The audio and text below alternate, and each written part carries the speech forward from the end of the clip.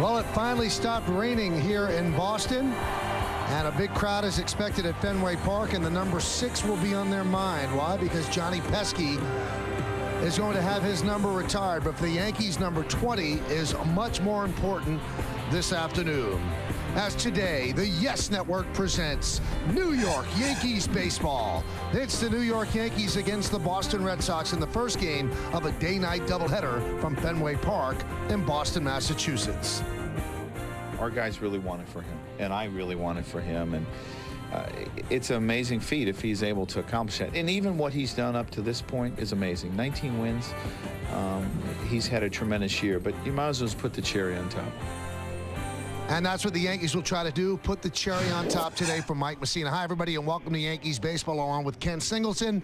I'm Michael Kay. Yesterday's game was rained out, and really no one, Yankees-Red Sox, wants to play a day-night doubleheader, but that's exactly what they're doing. First game at 1:30, second game at 7:30. But the Yankees are into the first game because of Mike Mussina. And if you look at his resume, Mike Mussina has only one thing missing, well, really two, a World Series ring and the 20th win in one season. 18th big league season, 269 career wins, 5-time All-Star, 6 Gold Gloves, and he's had 10 or more wins in 17 straight seasons, which is an American League record. 3 times he's won 19. He never got the magic 20. And if he pitches today like he's pitched in the previous 2, Ken, he's got a good chance. Certainly will, Michael. He's pitched very well against Toronto and then against the White Sox. Against Toronto, 6 innings. He was hit by a line drive in this particular ball game. Did not knock him out of the game. He went on to pick up the win, and for a while there, it got a little iffy if he was going to stay in. And against the White Sox at Yankee Stadium, another victory for Mike Mussina. He's given up 1 run in his last 11 innings pitch, and a wave to the crowd. Maybe for the last time, there is talk that he's going to retire after this season. Let's look at today's New York Lottery pitching matchup. Mike Mussina goes for the Yankees. We told you his story. Daisuke Matsuzaka, look at that record, 18-2 with a 2.80 ERA. Mike Mussina has had a great run in pinstripes. He's reached a lot of big moments, made a lot of big plays, 200 wins, 2,000 strikeouts. He needs one more. Another one with a 2-0 in it, 20 wins. Does that come next? We'll be back. Anyway, looks like they finally found a window without rain splashing up against it, and looks like they're going to have baseball. It's going to be a little difficult, I would say, Kenny, for Matsuzaka and Mussina. They both warmed up once before and had to sit down, and I'm sure nobody really likes this scenario right here. These games don't mean anything except for Mike Mussina, who's going for his 20th win. And I think that will motivate the Yankees. I think the Red Sox motivation, Kenny, is to not have anybody get hurt. And not anybody get hurt, and maybe get Matsuzaka tuned up for the playoffs. And, you know, I would be surprised if he went much more than 5 innings in today's game. Maybe a chance to get a decision. It's not like he's going for number 20, number 19, and number 20, 2 different things. But Matsuzaka's had a pretty good year. What is he? 18-2. Yeah. My goodness. Well, Terry Francona knows that this game is being played. You have to complete the 162-game schedule. And the reason that is a day-night doubleheader is that the Red Sox are always sold out, and they don't want to give up that money. And, you know, it's hard to argue with that. That's exactly the deal. So that's why they have a day-night doubleheader scenario where the second game is going to be at 7:30. So the Yankees thought that they would be leaving Fenway Park at about 4:30, 5 o'clock this afternoon. They'll probably be leaving around midnight because there's intermittent showers throughout the day. Jason Giambi probably thinking, hey, is this my last day as a New York Yankee? You never know. Yankees hold an option on him. He said that he would love to come back, but the Yankees have a lot of decisions to make. Hey, get the best in HD free with IO-TV, because everything about HD is better with IO, the official HD service provider of Yankees baseball. Well, there will be a lot of question marks, Kenny, as the Yankees will try to see what they're going to do during the offseason. They have 4 significant, well, really 5 significant free agents with big money coming off the roster. Andy Pettitte, Mike Mussina, tonight's starter, or today's starter, Jason Giambi, as we mentioned, Bobby Abreu, and Carl Pavano, and all of that adds up to about $85 million coming off the payroll. And you know the Yankees are going to pour that right back in and try to rebound next year. Rebound next year, go out and look what's out on the market, and maybe make some moves during the course of the winter, and you know, trying to get their pitching staff revamped somewhat so the Yankees could. You know, I think what has bothered the Yankees the last 2 years, getting off the slow starts. I mean, they have to get out of the gate a lot quicker. And this year, you combine that with the injury problems that the Yankees have had, it just didn't happen. There's Matsuzaka. Looks like he's ready to start pitching. His catcher today is Jason Varitek, and that's the battery for the Red Sox. Look like they're ready to go. So the Yankees, I think, it was good to see Chien-Ming Wang. He's on this trip. So, you know, he's rehabbing on the trip, and I didn't think I'd see him again until spring training, but he looked like he was walking around just fine. Absolutely. So the Yankees know that they'll have an ace pitcher next year in Chien-Ming Wang, and we'll see who comes back, whether it be Messina or Pettit. And as you mentioned earlier, Kenny, a lot of rumors swirling around that this could be Mike Messina's last outing in the big leagues, and not that many people go out on top. The next best record to ever retire following a season like this would be Sandy Koufax back in the mid-60s. Very few people go out having won 19 or 20 games. Well, Koufax had been forced to retire. As we look at the resume for the Moose, Mike Messina, 18 major league seasons, 10 with Baltimore, 8 with the Yankees, 269 career wins. If he wins today, he'll tie Hall of Famer Burley Grimes with 270 for 32nd place on the all-time list. 5-time All-Star, 6 Gold Gloves, 10 wins in 17 consecutive seasons. That's American League record. Oh, you were talking about Sandy Koufax. Koufax retired due to injury. He had an arthritic elbow. Of course, in this day and age, they probably would have been able to fix that. He would have been able to pitch and continue his career, but he went out with a record. I think he won 27 games. 27-9. 27-9 in 1966, and then and retired from the Dodgers. He was one of only 4 pitchers to do that during the 1900s, Kenny. The others, Henry Schmidt, who was 23-13 for the 03 Dodgers. That's his only season in the majors. And a pair of pitchers from the Black Sox scandal who were banned from baseball after the 1920 season. Eddie Chicot and Lefty Williams. So right there, those 2 guys were gone because of circumstances beyond their control, or obviously control that they supposedly had. But Mike Messina is about to do something that not that many people have done, if he does in fact retire, but I don't think that's set in stone. And usually they say, Kenny, you need about a good 2-3 weeks to get away from it before you really make a decision. Yeah, I would think so. You know, everybody at the end of the season has to, whether you're going to retire or not, they like to get away and just sort of sort things out, relax a little bit, give their bodies a chance to heal up somewhat. Everybody's got bumps and bruises at this time of the season, and I think it's a mental break as well. When you fitting 162 games into 180 days, that's a lot of work, a lot of travel around the country, a lot of airplanes and buses and trains or whatever, and now you just want to get that all out of your mind and relax for a while. Hey, you can listen to Yankees baseball in Spanish by hitting the SAP button on your television. SAP is brought to you by Toyota, a smart way to keep moving forward. Joe Girardi has said that this is an important game. He wants to get Messina his 20th victory. So the Red Sox have taken the field, and Daisuke Matsuzaka about to begin his warm-ups. Let's take a look at the Yankees starting lineup, which is presented by Rico. Brett Gardner's in center field. He'll lead off, batting second and playing left field, Johnny Damon. Bobby Abreu in right field, looking to score his 100th run to go along with 100 ribbies. He'll bat third. Batting cleanup and playing third base, Alex Rodriguez. Those are his numbers at Fenway Park. He needs a hit or 2 to stay over 300 for the season. Jason Giambi at first, needs 4 RBIs for 100. He'll bat fifth, batting sixth and DHing. Needing 7 RBIs for 100 is Xavier Nady. Robinson Cano at second base will bat seventh. Batting eighth and playing shortstop, Cody Ransom. Jeter will not play in either of these games today. And Jose Molina is going to catch, and he'll bat ninth. Well, 28-year-old right-hander Daisuke Matsuzaka, whose last loss came July 28th against the Angels. And he's had a tremendous season. This will be his 29th start, 18-2. You can see less than a hit per inning, more than less, but 92 walks, 149 strikeouts. Here's our Jeep pitcher scouting report. He is tough to hit. His .209 batting average against is the lowest in the league, but he can walk. He's got a lot of walks. 92 walks leads the American League, and escapability. The bases have been loaded against Daisuke Matsuzaka 14 times this year, and his opponents are 0 for 14. So he has the ability to get out of trouble. Well, his defense has to help him out, especially if he puts so many runners on base. And let's take a look at the Red Sox defense. Bay, Ellsbury, and Drew. Drew is someone the Red Sox keep a close eye on. He's been bothered by lower back pain. Whether or not he's going to be able to play in the playoffs, they'll take a look today. In the infield, Youkilis, Lowry, Pedroia, and Kotze. Kotze making his first start at first base for the Red Sox. Fourth start, I'm sorry. Varitek is behind the plate. And Matsuzaka is on the mound. The umpires. Phil Cuzzi is the home plate umpire. Jim Wolf at first. Jerry Lane is at second. And Randy Marsh is over at third. Do we have a change of the first base umpire, Kenny? Yeah, I think it's James Hoy, and Jim Wolf will be back for the second game and umpire behind home plate. I think that's James Hoy at first base. Okay, so we will change that. Matsuzaka's ready, so is Gardner. Let's do it here at Fenway Park. And there's a strike, and we are underway. Gardner's been hot of late. 8 for his last 18, 13 for his last 32. Still ominous clouds here at Fenway Park. And if you look at the famous Prudential building over the right field grandstand, the top of the Prudential building shrouded in clouds. You can't even see the word Prudential up there. And you could barely see the Hancock building, which is in Chicago. The 1-1. And the count 2-1.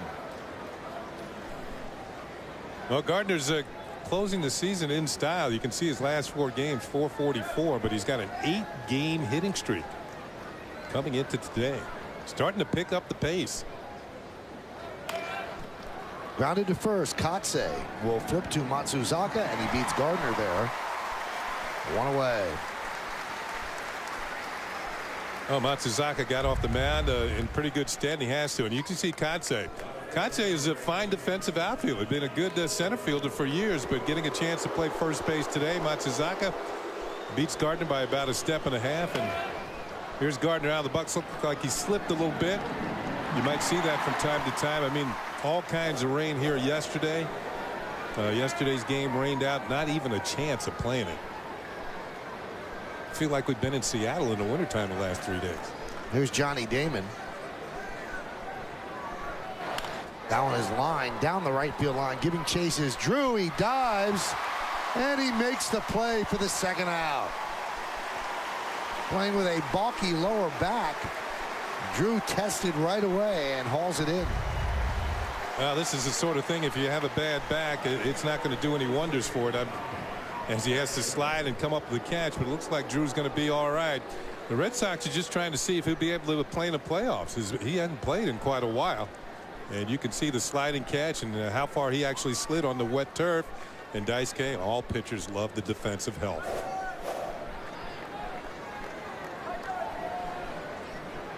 Well, here's Bobby Abreu. Bobby has been on base in 26 straight games at Fenway Park. Hitting .297 overall. On Friday, picked up his 100th ribby. He has 99 runs scored. And he's taking all the way, and he takes a strike.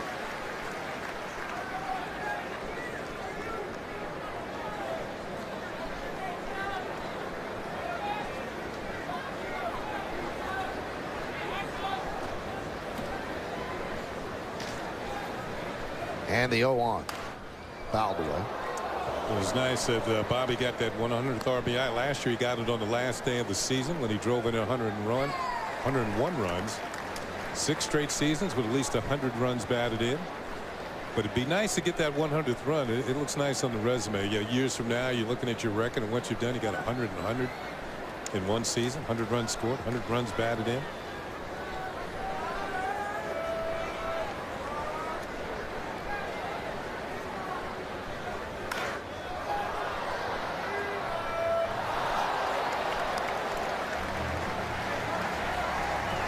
Abreu making Daisuke work somewhat. We'll be keeping an eye on all of the games with pennant race implications. The one in the Central in the American League, and obviously the East and the wild card in the National League. Right now, the Mets and the Marlins are a scoreless top of the 3rd. The Cubs lead Milwaukee 1-0. CC Sabathia making his 3rd straight start on 3 days rest, bottom of the 2nd. Kansas City and Minnesota scoreless, bottom of the 2nd. And the Indians and the White Sox 1-1, bottom of the 2nd. The 1-2. That game at Shea Stadium, the start of that game was delayed because of rain. CC Sabathia going old school, huh? Yeah. That's the way pitchers all used to work on 3 days rest. Well, that's what's happening at Shea with Oliver Perez yesterday. Johan Santana with a complete game effort on 3 days rest. Shut it. They won 2-0. And the 1-2. Strike 3. Abreu down looking. So the Yankees go down in order. against Daisuke Matsuzaka. Here's one of the reasons why. A nice sliding catch by J.D. Drew on Johnny Damon. Now it's time for Mike Mussina to try to win 20.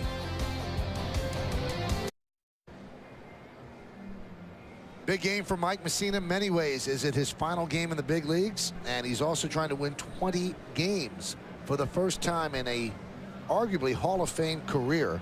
And he would be the oldest person to win 20 for the first time in Major League history. He's 39 years old. Let's take a look at the Red Sox starting lineup that he's going to face, presented by Rico. Pretty representative lineup. Ellsbury in center field leads off, batting second, and playing second, Dustin Pedroia. David Ortiz will DH. He's going to hit third. Does not have great numbers lifetime against Mussina. Kevin Youkilis, the third baseman, cleans up. Batting fifth, playing right field, J.D. Drew. Jason Bays in left, Mark Kotsay at first. Jed Lowry, the shortstop, will bat eighth. And Jason Varitek really has been struggling at the plate for about 3 months. He will catch. He'll bat ninth. Well, Mike Mussina getting the start today, and you can see his numbers on the season. They're very good. More than a hit per inning. But look at the walks. Only 29 walks on 194 in the third inning. Should get to 200 innings today with a good outing. Here's our Jeep pitcher scouting report in command. He only walks at just over 1 batter per 9 innings. On the road again. It's a good song for Willie Nelson. It's been good for Mike Mussina this year. 8-2 on the road. And Burley Grimes, Hall of Fame right-hander. If Mike wins today, he'll tie him on the all-time list with 270 wins. Here's Ellsbury. And there's a strike. And that has been the staple for Mike Mussina, that breaking ball that he lays in there on the first pitch. We'll tell you a little bit about Burley Grimes as we go along here. He would have worked well on this weekend. In fact, Grimes ended up pitched for 7 teams, and he ended up pitching for the Yankees. And one reason why I said he worked well this week, with the precipitation in the air, he would have been a very good pitcher. He was the last legal spitball pitcher. There's a ground ball to second base. Cano to Giambi, 1 away. Let's take a look at the entire Yankees defensive schematic. In the outfield, you've got Damon, Gardner, and Abreu. That's left to right. Infield, Rodriguez, Ransom making his 5th start at shortstop this year. Cano and then Giambi. Molina behind the plate. Mussina on the mound. Molina and Mussina have been a pretty good pairing as a battery for the Yankees this year.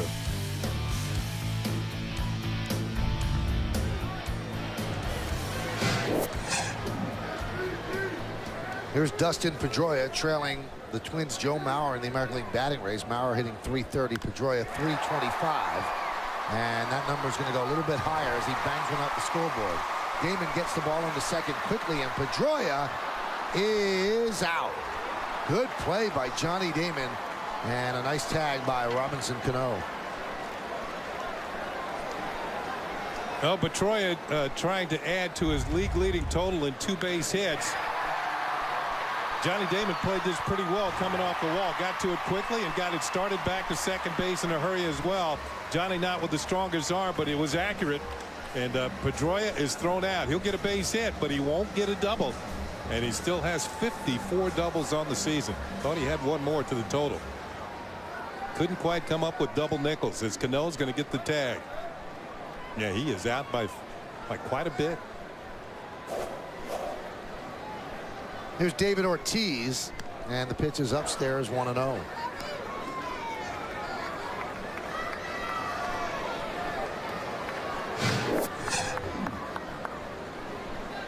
Ortiz's numbers are down. He missed a lot of time because of the wrist injury.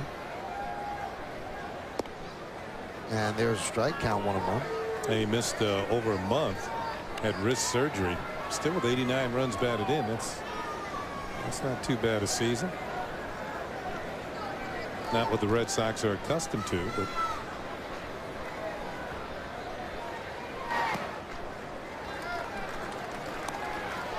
missed 45 games, about a quarter of the season. And still has 89 ribbies. Yeah. Not too bad.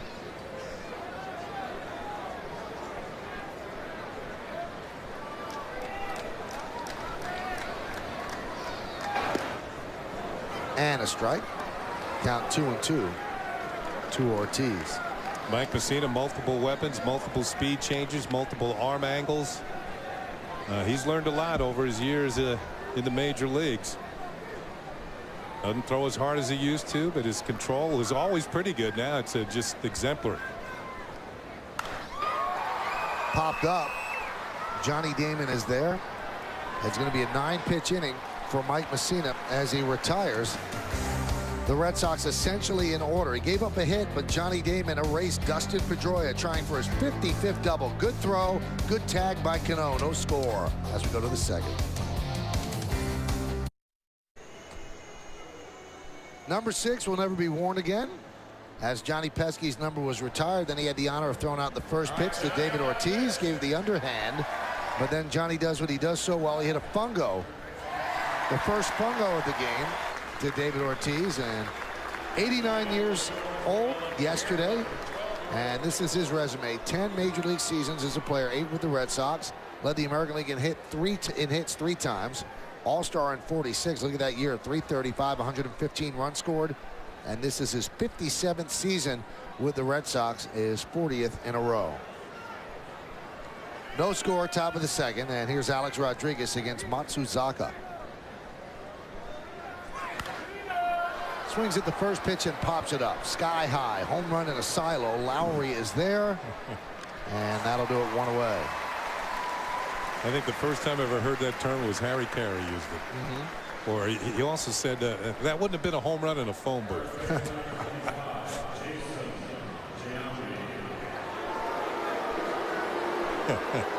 Here's Jason Giambi. At 96 runs batted in. Obviously, he'd love to get 4 in these 2 games today. That's why he's playing, a veteran playing in a game like this. And the Yankees have their representative lineup out of respect to Messina's bid for 20 wins. Derek Jeter's not playing because his wrist is bothering him. Otherwise, he would be in there as well. But Derek not being in there means that he's going to finish the season at 300, and it'll be the 10th season that he's finished with a 300 or better batting average. That's 3rd all-time among shortstops. All-time. Luke Appling did it from 1933 to 49, and Honus Wagner from 1903 to 1913. You see that left wrist is heavily wrapped, and he was hit by the Orioles' Jim Miller on Saturday, the penultimate game at Yankee Stadium. 1-1. Remember early this year we were in Pittsburgh and at PNC Park, that beautiful stadium they've built along the banks of the Allegheny River, and there's a statue of Honus Wagner outside of PNC Park.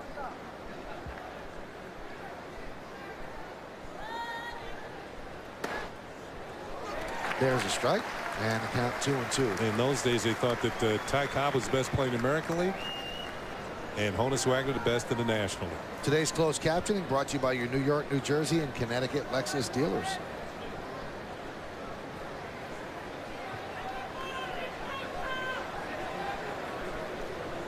And the 2-2 inside. 3-2. One thing that Matsuzaka does, if you watch Matsuzaka pitch this year, he will pitch around batters. I'll have no problem loading the bases. He won't. He's not going to give anybody anything to hit, and he'll pick the batter that he prefers to go against in a big situation, which is a lot like the way El Duque used to pitch. Swing and a miss. Giambi down on strikes. He throws 17.3 pitches per inning.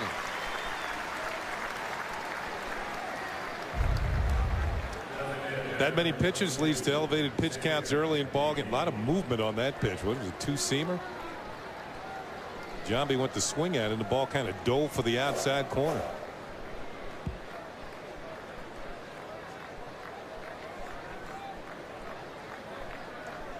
Here's Xavier Nady.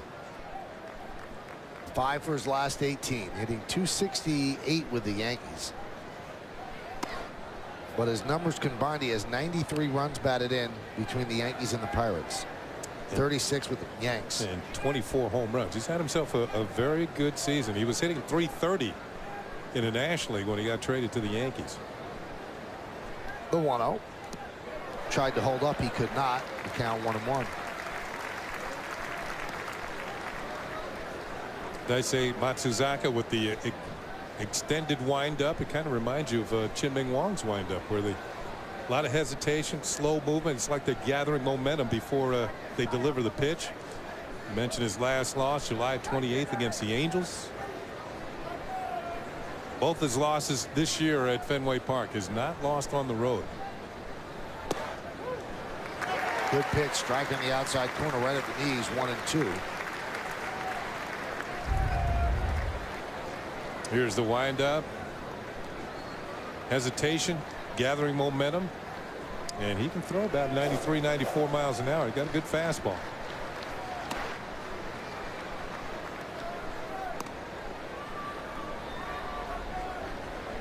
He's a big hero for Japan in the World Baseball Classic a few years. Was it 3 years ago? Because every 4 years it's coming again next year. And certainly the Japanese team would like to have him back. 2-2. That was 2 years ago. He went 3-0 in that competition.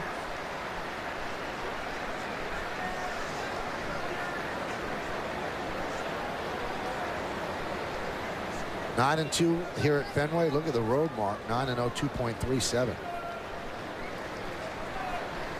And the 2-2. Breaking ball. High fly ball left field. Bay back on the track. We'll put it away for the final out of a 1-2-3 inning as the Yankees are again retired in order. 6 up, 6 down against Daisuke Matsuzaka. We go to the bottom of the second inning. There's no score at Fenway Park.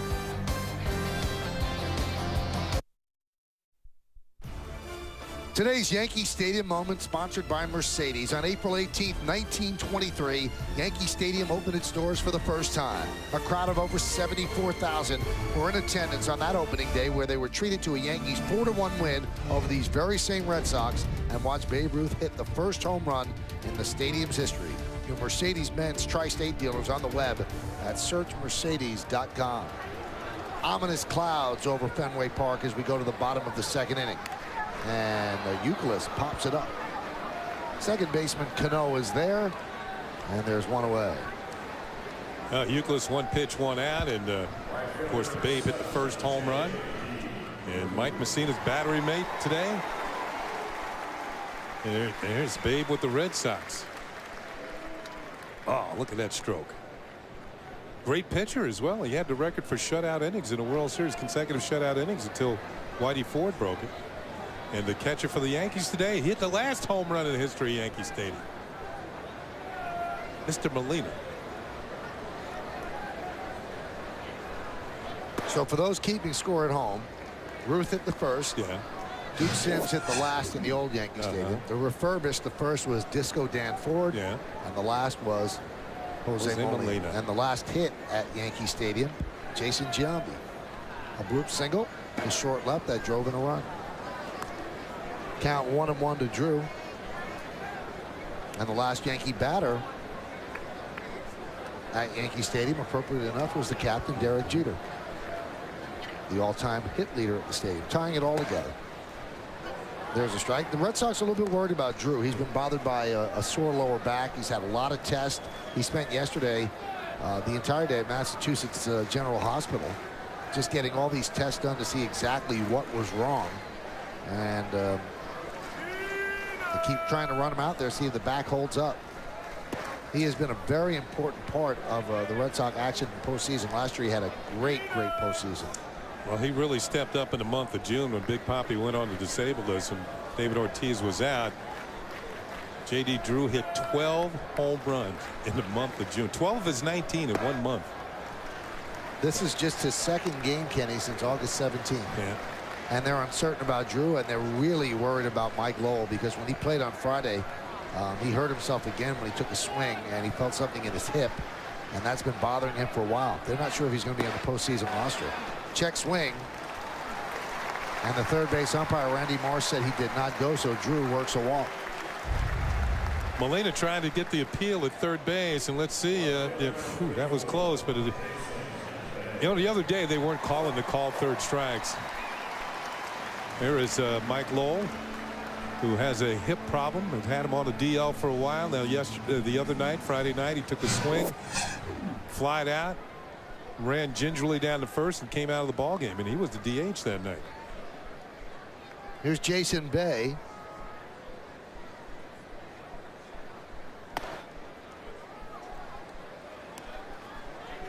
Count 1-0. Bay has been to the Red Sox what Xavier Nady has been to the Yankees. both leaving the Pirates and coming to the American League East.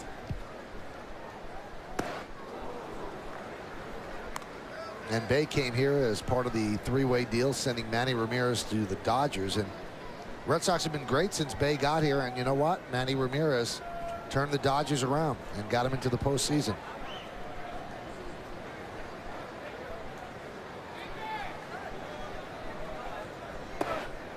There's a strike. And Nady's hit 11 home runs with the Yankees. Bay's hit 9 with the Red Sox.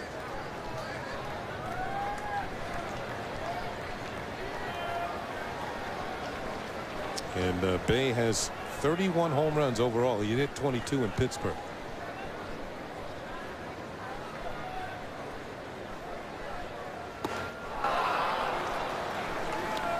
And Bay swings and misses. Messina working very quickly this afternoon.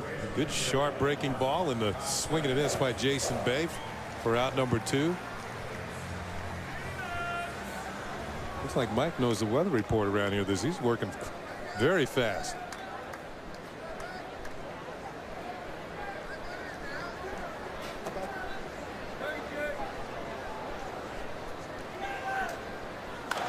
Kotze lost one down the left field line. Damon runs out of room. Johnny actually leaped into the wall. You can see the padding along the wall there as Johnny gets up. And oh, that youngster. Watch the youngster back out of the picture. I don't know if he got himself a souvenir or not.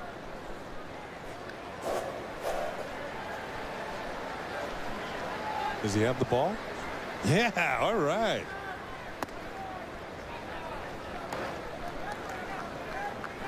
Another satisfied customer. Got a baseball and got to see Johnny Damon up close.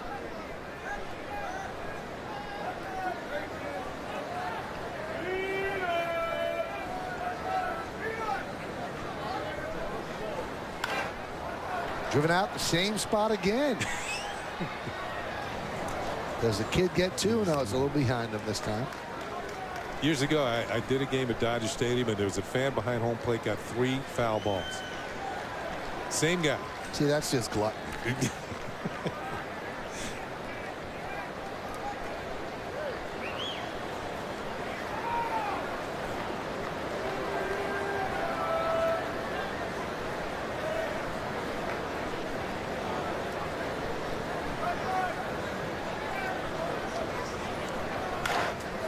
Grounded up the middle. Cano flips to Ransom, and that's going to do it here in the second. No runs, no hits, no errors, and 1 man left. We've played 2. There's no score at Fenway. Well, fans, today after the post game, don't miss the show that's been making headlines as longtime Yankee catcher Jorge Posada sits down with Michael Kay for an all-new GMC Presents Center Stage. It's a candid conversation as Posada discusses his tenure with the Yankees, including his views on the current state of the team and what's in store for next year. It's an all-new Center Stage featuring Jorge Posada today after the post game. Only on Yes. Jorge Posada and Michael Kay. Only on Yes. Boy, that guy looks just like Brett Gardner, huh? Sitting in the stands. Robinson Cano lines one down the right field line. It is a base hit. Cutting over is J.D. Drew as Cano gets himself a double. And since his benching, Cano is now 15 for 38. Well, on Friday night, he had 3 hits, including a couple of doubles and 5 runs batted in. And Cano just right where he left off on Friday. Day off didn't bother him. Rips one into the corner. This is going to be his 35th double of the year. He's now got a 10-game hitting streak. I mean, he doesn't want the season to end. I was talking with Kevin Long, who actually closed Cano's stance. And he said he'd wanted to do it for a while. He said, but how do you do that to somebody who's hit 310 and 340? He said, you just don't mess with it. He said, but when things were kind of hitting rock bottom for Robbie, he said, I kind of sold him on the fact you've got so many movements to your swing when you're wide open like that. He said, and if somebody wants to quick pitch you or pitch you inside, you're not able to get all those components moving. He said, and everything's moving so much, that's why you don't walk as much, because you're not seeing the ball as well. You got to swing. He said, if you just close up, that's eliminating one of the movements. And he said, Cano is a great student. Picked it up right away, and you can see the difference right now.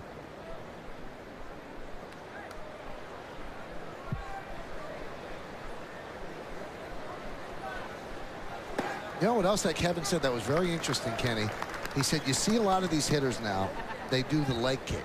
Alex Rodriguez does the leg kick. He said, when hitters do that, they're trying to stay back. He said, because it's hard for them to stay back, so if they do the leg kick as a timing device, it makes them stay back. He said, but pitching coaches are being really smart now, and they're having their pitchers slide step. And all of a sudden, you're all caught out of whack. He said, it's happened to Alex Rodriguez a lot this year. Ball gets upon you a little too quickly. Yeah. He said all of a sudden you were having a guy be late on an 88-mile-an-hour fastball because his timing is thrown off. He said, and that was one of the things that Cano was having problems with, because everything was a timing device to get to that point to hit. They talk about compact deliveries for pitchers, smooth, and same thing for hitters. Compact swings, little movement as possible. I think the hitter I remember over the years with there was a couple of them. Joe DiMaggio had hardly a stride at all, and Paul Molitor, not much movement at all. Swing and a miss, and Ransom foul tips it into the glove of Varitek, one away. Third strikeout from Matsuzaka. Cody Ransom Friday night saw 2 pitches, hit 2 of them over the wall in left field. This time his slider, it was up a bit, looked like a hittable pitch. He just swung right through it. Not a good location, but couldn't get to it.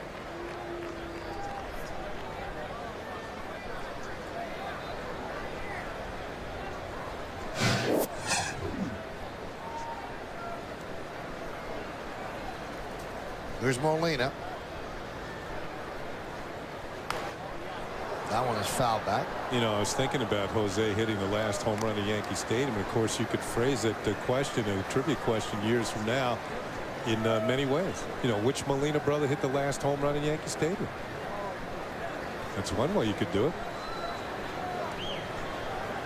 Well, Michael, when you're doing that 20, 30 years from now. Oh, yeah. You'll say, let me see, do I remember?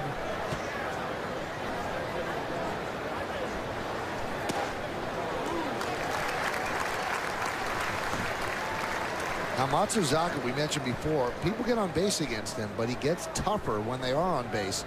Opponents are 0 for their last 21 with runners in scoring position against Daisuke.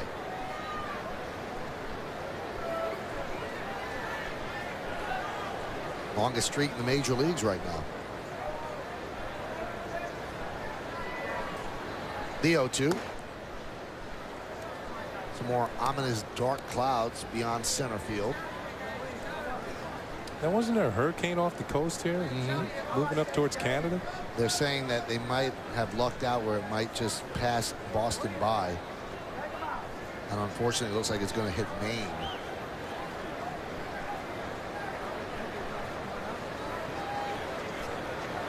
Runner goes to third, swung and a miss. The throw to third is not in time and dropped by Youkilis. So a stolen base for Cano, a strikeout for Molina. This is only Cano's second stolen base of the year in 6 attempts. And you can see that Youkilis cannot hold on to the throw as the tag comes in. It was late anyway. Tag was late. Ball comes out of the glove, and Cano has a stolen base. He was trying to get the third with 1 out, but Molina struck out for out number 2.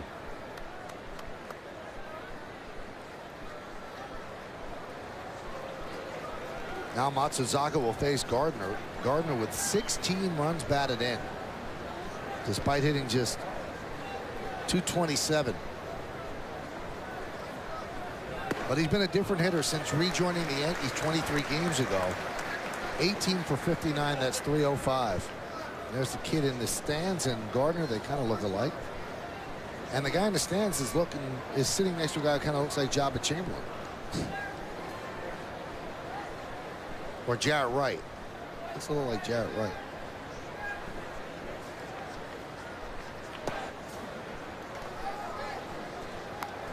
Count 1-1.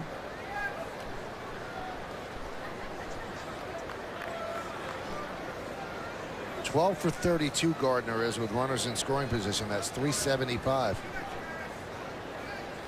Well, they were on TV.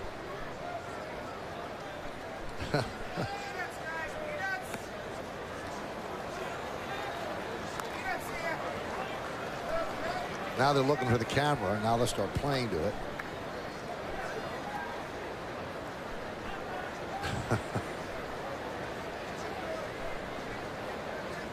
Little interactive TV. Get the phone lines burning.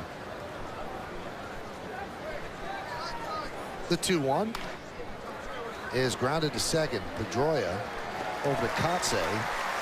And 3 more outs with a runner in scoring position for Daisuke Matsuzaka. No runs a hit, no errors, and 1 man left on base. Yeah, we're talking about you. How you doing? No score.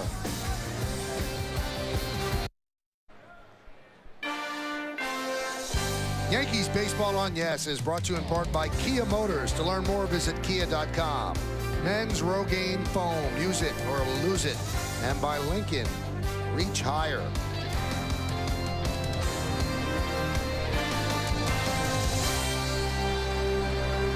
We go to the bottom of the 3rd inning. There is no score here at Fenway Park. First game of a day-night doubleheader. Each team with just 1 hit. It'll be 8-9-1 against Mike Messina, Lowry, Varitek, and Ellsbury. And the pitch to Lowry is a strike. Red Sox have been very happy with Jed Lowry, called up from the minor leagues with the injury to Julio Lugo. Lowry's played 48 games at shortstop. He has not made an error at short. Fly ball left center. Brett Gardner's there. And there's 1 away. So he has been solid at that position. Here's Julio Lugo. He's been out for quite a while, and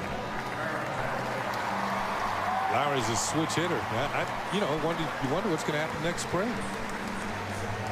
I've always laughed, Kenny, when people go, and maybe if you're playing you feel differently, maybe you did. Yeah. You can't lose a job because of an injury. Well, if the guy that took over for you is better than you, why wouldn't you lose a job? He got an opportunity, and he showed that he was better than you. A lot of managers feel like that. Other managers say, hey, it's all about production. And one of the greatest examples, Wally Pipp had a headache and never got back in the lineup as Lou Gehrig took over.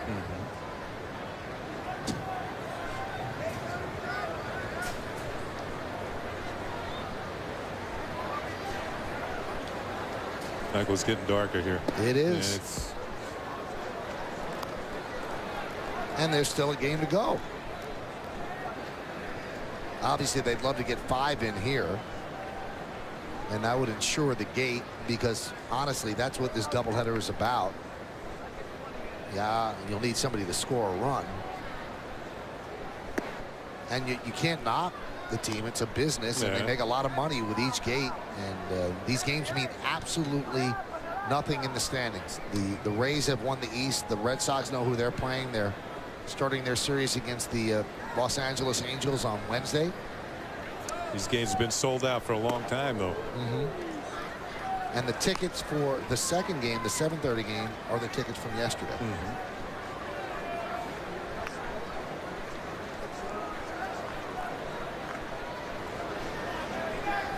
How about Varitek? In his last 91 games, he's hitting 188. That starts to become a little bit of a trend as he grounds out the shortstop. 2 outs. Yeah, it's not been a good year offensively for Varitek. Of course, his value to the Red Sox is much more than that. He guides the pitching staff, and he's one of the most respected catchers in the league in that regard. And just offensively, he hadn't been doing it this year, and that's why he has found himself now in the batting in the 9th spot.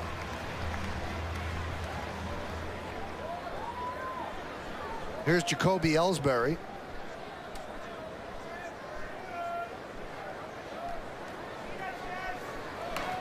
And he bunts down the third base line, and it's foul. Oh, he talked about Ellsbury and Brett Gardner. The Yankees would like to see Gardner move up a step and move up a notch in his ability to play this game at the major league level. Ellsbury has done it. Ellsbury's rookie year comes in today with a 17-game hitting streak. Gardner has an 8-game hitting streak going. Ellsbury leads the league in steals. That's something you could see Gardner doing in the future.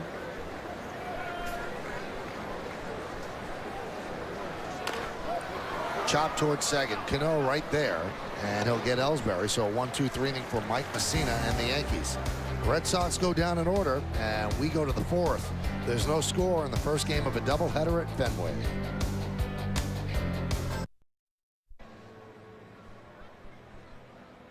Hey, it's time for the New York State Smokers Quit Line Quiz as we go to the 4th inning. Who was the last Yankees pitcher to record his 20th win on the last day of the season?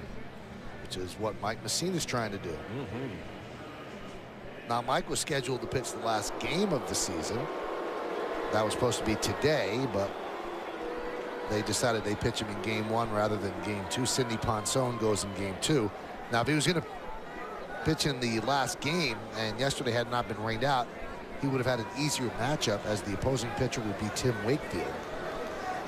I think the break that he'll catch is I don't think Matsuzaka is going to go a full game here, but the Yankees might see him longer than you would think because the Angels have the best record in the American League, so they chose to have the longer series. So there's a lot of days off. I believe the series lasts 8 days, so by the time game 3 rolls around, they'll only need 3 starters, and I think that would be next weekend because game 2 is Friday, and then they have to fly back. So then obviously he would be he'd be the starter on Sunday. They might want to have him pitch a lengthy game here just to get the work in. Yeah. Matsuzaka was supposed to pitch on Friday, but with the delay at the start of the game, they decided to scratch him. So the Red Sox will face the Angels, and Tampa Bay is going to host either the White Sox or the Twins, who can't scratch 1 win out this weekend. Ground ball left side, Lowry, and Damon's out on the way. Here's an example of the range of Jed Lowry, called up from the minor leagues. The Red Sox have several players that they've called up in recent years who've contributed to the efforts of the Red Sox team. Going to his right, has to throw on the run. Damon's got some speed, and he gets him by about a half a step.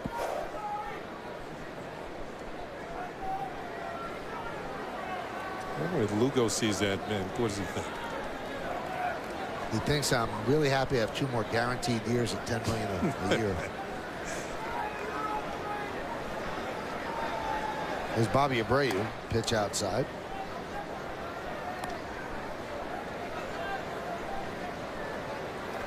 Talked about Abreu get his 100th RBI. That was his 7th time in his career, 100 RBIs. He's already had 7 times where he scored 100 or more runs, and he's trying for number 8. He needs 1 more run scored.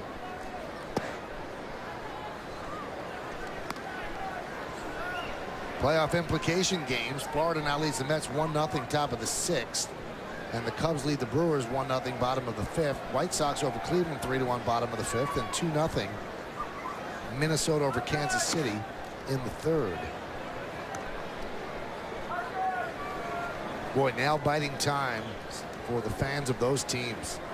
And this could be the last game at Shea Stadium as well ever. They have a big celebration ceremony planned for after the game. And talk about putting a dark cloud over that celebration if the Mets don't make the playoffs. So they chose to have their big celebration after the game, while the Yankees last Sunday chose to have their celebration before the game.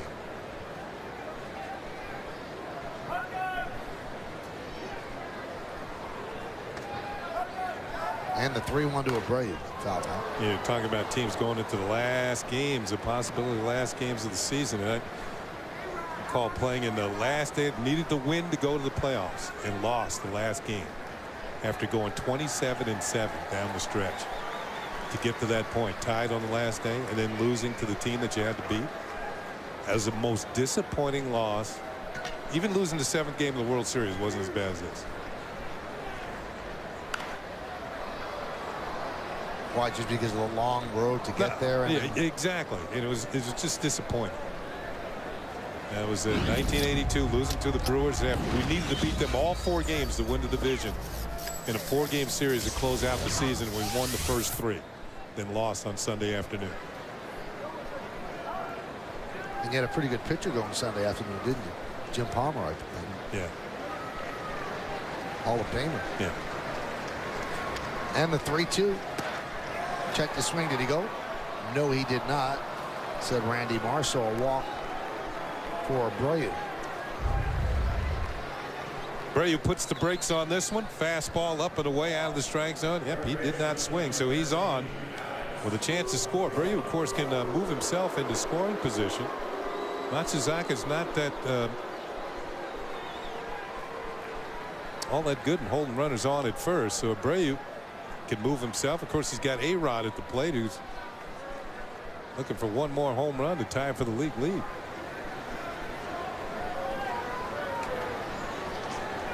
Now, coming into this game,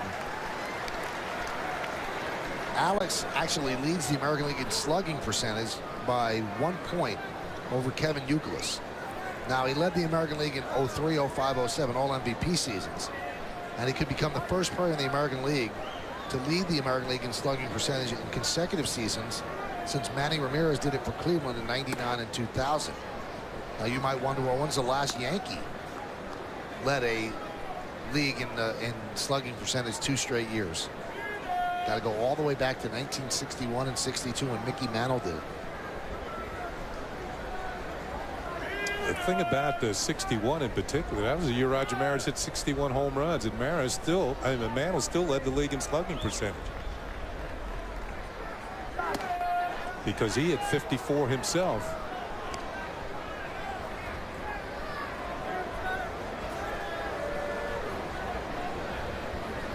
Clouds getting darker in center field and near the Prudential building as well. And you hope it's just circling the ballpark and not going to dump some more rain. Abreu goes. Throw to second is not in time. Stolen base for Bobby Abreu. So Abreu now halfway to run number 100 as he steals his 22nd base of the year. Looks like he hurt himself, Kenny. Yep. Second base umpire Jerry Lane holding up his hand. Bobby Abreu, as Joe Girardi's going to come out. Let's see what happens here. Does he jam his wrist? He might have done that, or jammed a finger. But he is not going to come out of this game with a chance to score another run. Yep, you can see that the right foot gets to the right field side of the bag before the tag. Well, he's hurt his left hand before, Kenny, because he always braces himself on his slide. Veritek comes up throwing an accurate throw just a little bit to the third base side of the bag, and Bobby Abreu in the back door. Watch the left hand. Yep, he jams it once again. You're right, Michael. He had injured that wrist earlier this year. I think he missed a game, didn't he? He might have missed one. Not sure. 22nd stolen base of the year. Now, a lot of players will carry batting gloves in their hands so that they don't jam their hand. Here's that play that happened in Tampa against the Rays. Yep, and the same sort of deal. Jamming that left wrist as he tries to put on the brakes while he slides. Some players will carry dirt in their hands as well. 3-2. Just missed outside as Alex works a walk. And Daisuke cannot believe it. He thought that was strike 3. Veritek looked as though he was somewhat perplexed as well. Let's check out the pitch per pitch. Fastball right down the middle for a strike. Breaking ball outside evens the count. Another breaking ball hangs high and inside. Fastball to the corner. Stolen base by Abreu. Swung on and missed for strike 2. There's it. Wow. Whoa. That looked like a pretty good pitch.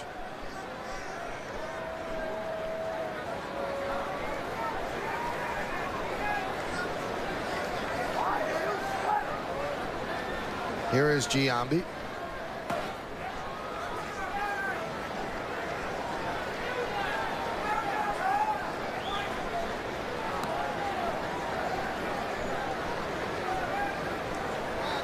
Obviously, any runs you could push across right now loom is very large because of the weather that seems to be imminent just by looking.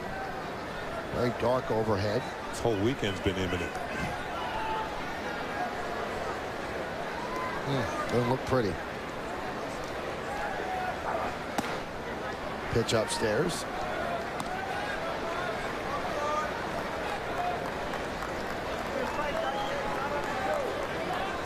Here's where Giambi's thinking his A swing and a 2-0 pitch.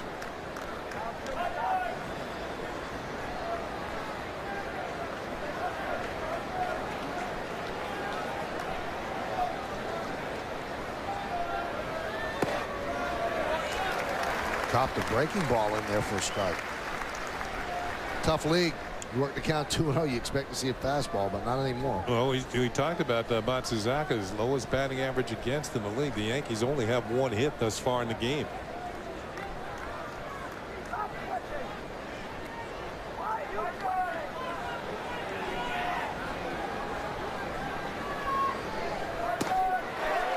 That time he dials it up to 93.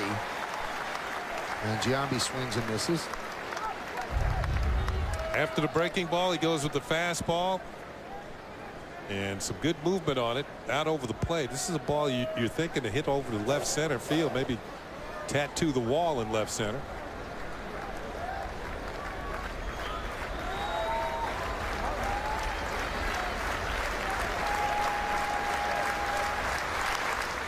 Now, Matsuzaka has walked 2 straight batters, and his opposing pitcher Mike Messina has not walked more than 2 in a game all year.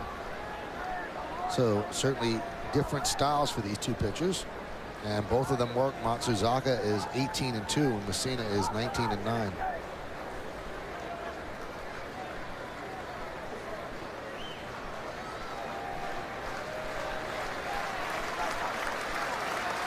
Two-two. Swing and a miss. Again, he dialed it up, and he strikes out Giambi for the 2nd time today.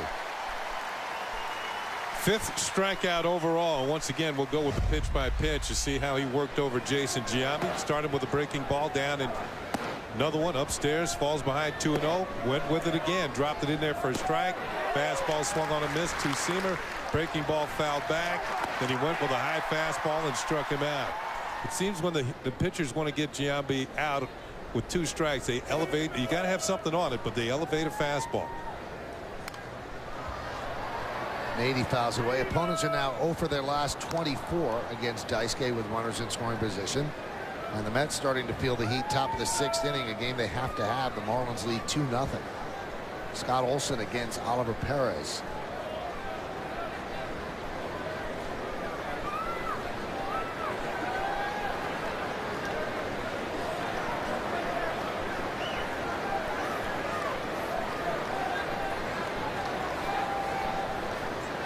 And the 0-1.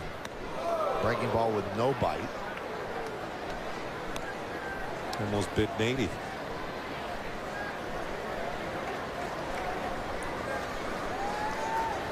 We just saw the Cubs are leading 1-0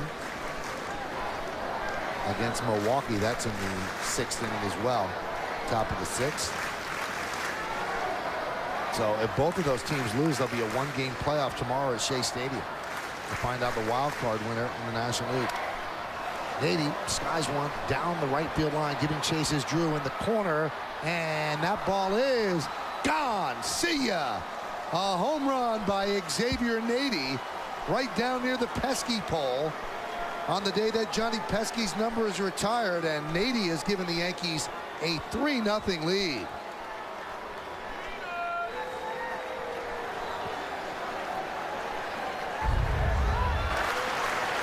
Well, Nady's got good power to the opposite field, but this is the first time I've seen him go down the right field line, and you can see J.D. Drew. The ball hit right on top of the fence there, then bounded into the seats for a home run.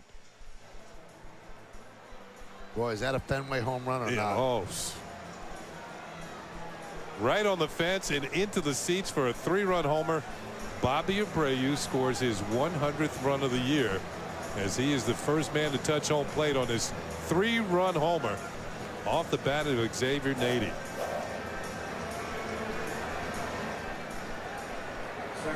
So the 2 walks come back to haunt, and after 0 for 24 with runners in scoring position, the 25th time is the 25th home run of the year for Xavier Nady.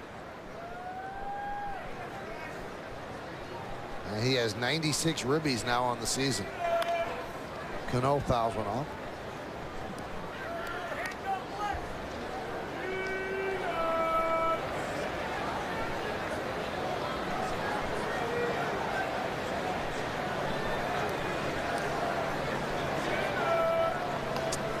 Javier Lopez now warms for the Red Sox.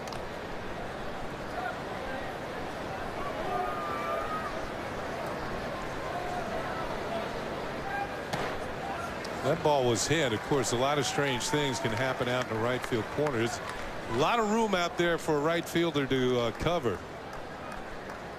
And as Drew got closer and closer, I thought that ball might fall fair, but as he got close to the wall, I thought he had a real chance of making a play. It came up a little short.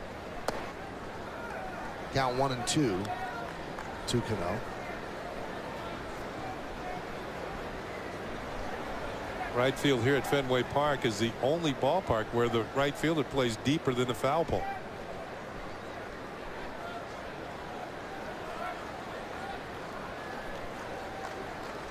And the 1-2. Foul back. So Mike Messina, trying for his 20th victory, is leading 3-0. Thanks to Xavier Nady.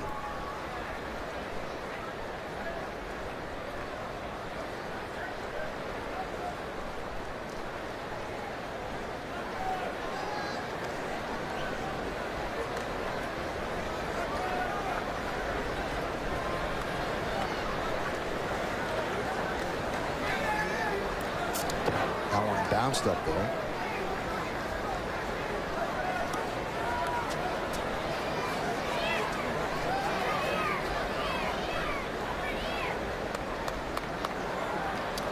Back in June when the Yankees played in Pittsburgh, Messina started the game that got rained out after about an inning and a third or whatever, and he did face Nady, and he struck Nady out. Nady helps him out today. Robinson Cano continues his hot hitting with a single up the middle. He is 8 for his last 19. He's 2 for 2 today.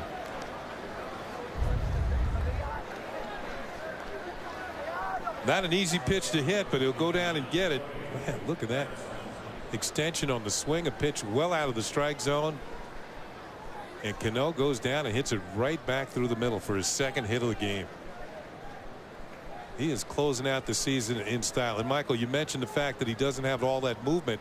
I mean, he just dropped the barrel of the bat straight down to the ball and picked up that base hit. Ransom fouls one straight back. Right over our head. And over the Boston radio booth. The 2 for 2 by Cano, his 44th multi-hit game of the season.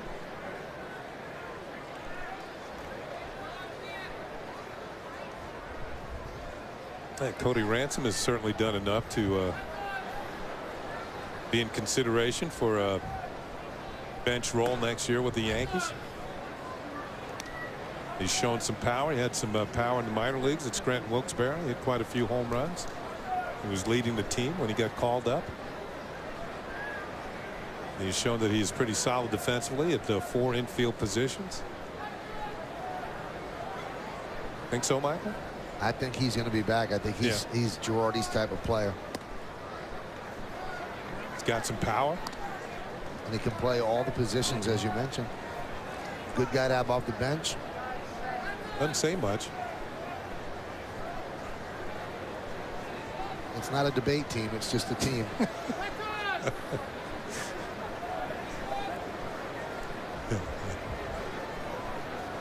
The 2-1. Lined sharply and over the leaping try of Lowry into left field. Another base hit for the Yankees. And another reason to bring back Cody Ransom. So with Javier Lopez warming up in the Red Sox bullpen, kind of tells you that Matsuzaka might not be out there much longer. Here's the base hit for Ransom. Pitch out over the plate. Another solid base hit. He had a multiple home run game here the other night.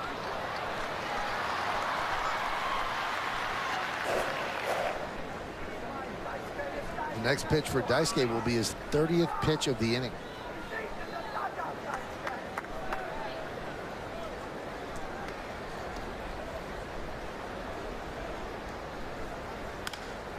Hot shot grabbed there by Pedroia on the glove side. He will get Molina, and that will do it. But the Yankees break the scoreless tie. They score 3 runs on this one swing on a day when Johnny Pesky's number is retired. A 0-0 game retired. 3-0 now. Well, Dustin Pedroia will lead out the bottom of the 4th inning for the Red Sox. So why don't we take a look at the hitter scouting report of Pedroia, brought to you by Puerto Rico Tourism. He's having a great year. 118 runs, leads the American League. 54 doubles, leads the American League. DPKYJM. Dustin Pedroia, Kevin Youkilis, or Justin Morneau. MVP. There might be a few other initials you can throw in there. You mentioned CC the other day, or Not for the American League. CQ. Carlos Quentin. Yeah, I think his injury moved him out of the running. He'll get some votes, though. You see how valuable he is because they're not winning without him. Yes. Kevin Youkilis.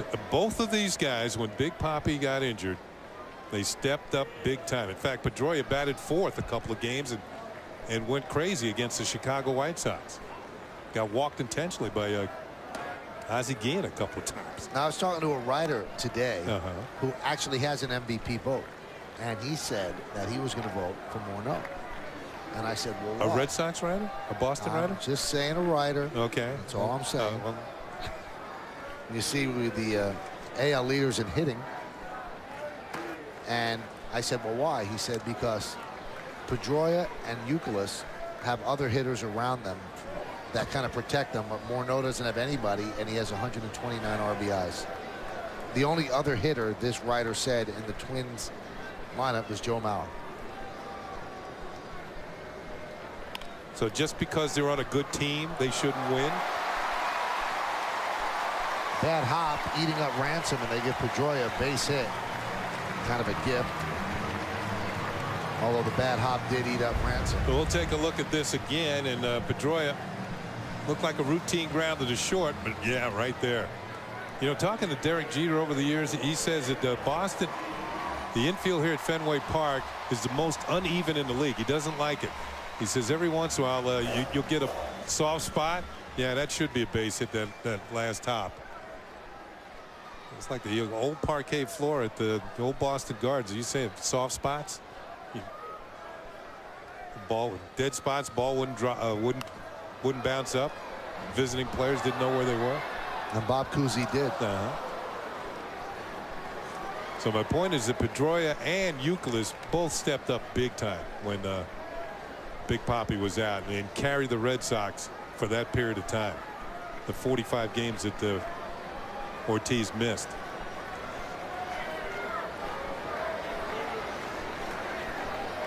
The 0-1. I'm not buying that, Michael, that they shouldn't get consideration because they're on a better team. The Mets have tied it up. Carlos Beltran with a 2-run home run. It's now 2-2. Bottom of the 6th.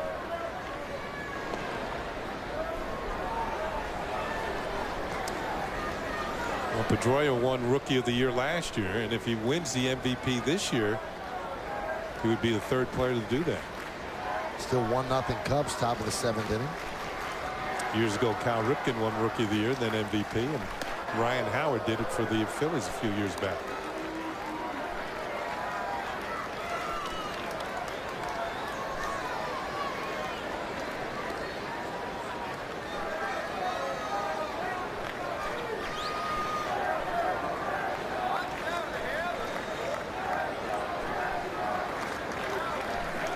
Two-one pitch.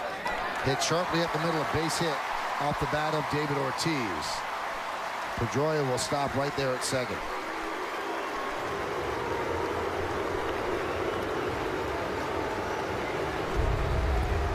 So back-to-back hits as Big Papi finds the middle of the diamond.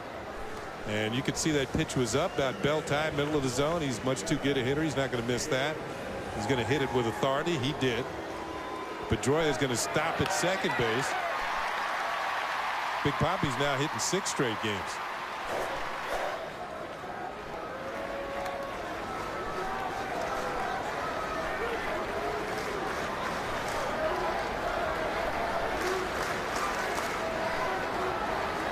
Here's Youkilis.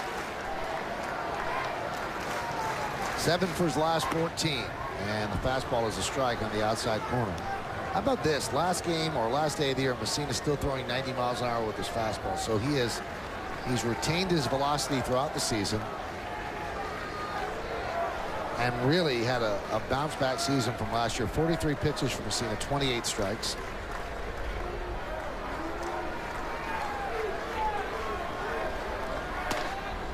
And another strike on the outside corner. Google is not in love with that call. Yeah, doubled up on the fastball, almost a carbon copy of the first pitch. You could see Molina shifting. Maybe got a little help on that one. Youkilis is known for having a good eye. Didn't believe it was a strike, and you know, I might have to agree with him on that one. He got a little bit of a pitch, might have been a little off the plate. And the 0-2. Given out to deep center field. Gardner is there, and he'll put it away. Tagging Pedroia, he'll go to third. So there's one away. Time for the answer to the New York State Smokers Quit Line Quiz. And it regards to 20-game winners. Who was the last Yankees pitcher to record his 20th win on the last day of the season? And the answer is Fritz Peterson back in 1970.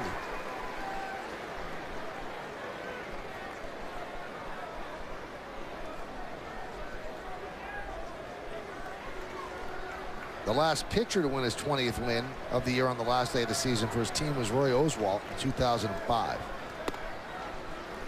Oswalt's had another good year. I think he's won 17 this year and has led the kind of resurgence of the Astros since June.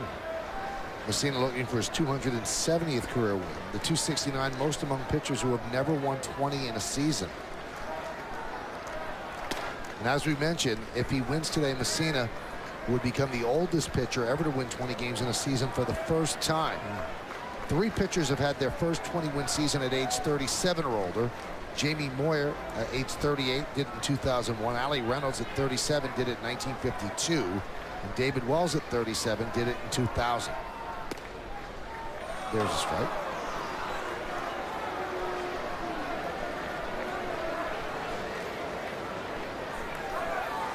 Of course, Reynolds and Wells did it with the Yankees.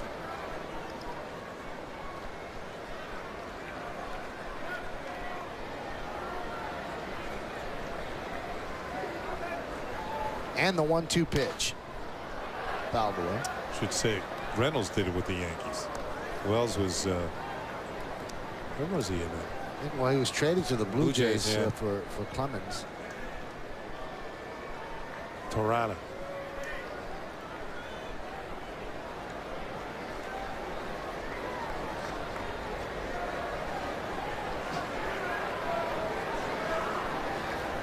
And the 1-2. This could be 2. There's one. On to first, a double play off the bat of J.D. Drew as Messina works into and out of trouble. No runs, 2 hits, no errors, and 1 man left on base. Turned nicely. Cano to Ransom. Over to Giambi, and of course, Mike Messina likes what he sees. Pitcher's best friend. Hi everyone, Bob Lorenz with a Nissan update. Let's check the Marlins and Mets. Things not looking good for the Mets until the bottom of the 6th. Down 2-0, but one swing of the bat by Carlos Beltran ties it up. The homer off Scott Olsen makes it 2-2. That's where they stand. Meantime, Cubs up 1-0 over Milwaukee. Cubs scoring that run on an error behind CC Sabathia, who's allowed just 3 hits through 7. Michael? Wow, tight games right down to the end as they battle for the last spot in the National League wildcard, the Mets and the Cubs. Here at Fenway Park, we go to the 5th inning, and Terry Francona, the Red Sox manager, makes the call to the bullpen, brought to you by Cure Auto Insurance.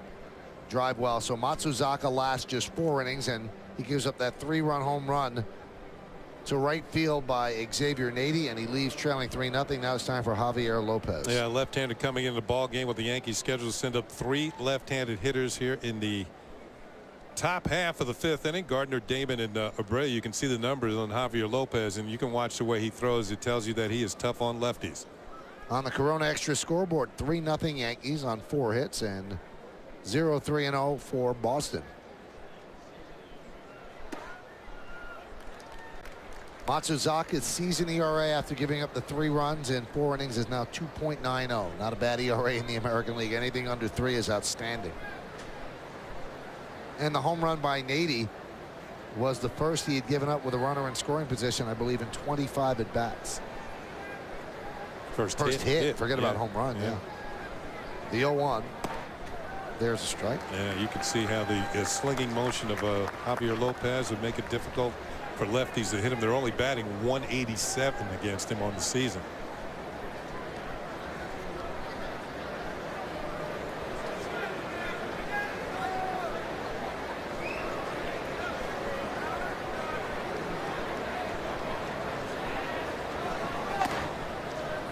Throws hard, kind of has that slingshot motion. The count 1-2.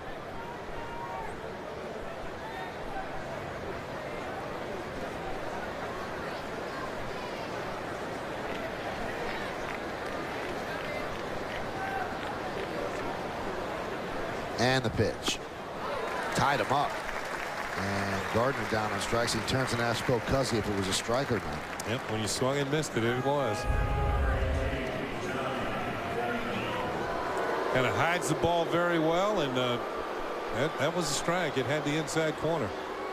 See when he drops his left hand behind him and shields it from a left-hand hitter, plus the slinging motion.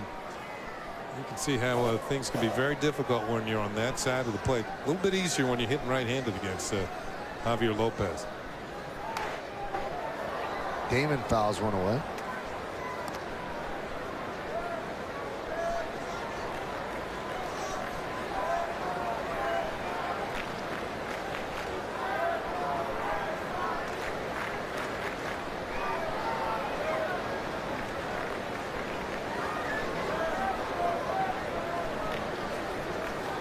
The 0-1.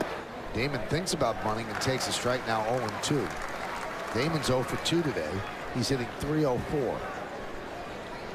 Johnny will probably, in all probability, end up the season hitting over 300. It'll be the 5th time and that he's done it in his career. First time with the Yankees.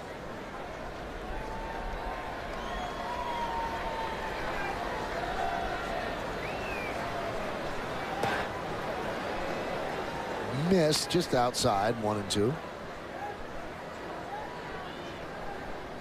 Since '98 through last year, led the American League with 285 stolen bases. He's been a very good player for a long time. Won a championship here with the Red Sox in '04. He's been one of those steady type players, and I think that consistency is something you could say about Johnny Damon. He's played in 140 or more games with 13 straight years now. And before this year, he'd never been on the DL. Yeah, so one of those guys, it's a very dependable player. 2-2. Fouled away. And, you know, I think it applies to Damon, Derek Jeter. You know, Mariano Rivera, I think, falls in that category. Not being spectacular. They can be at times, but it's their consistency that really makes them very good players. That day in and day out, they do what they do.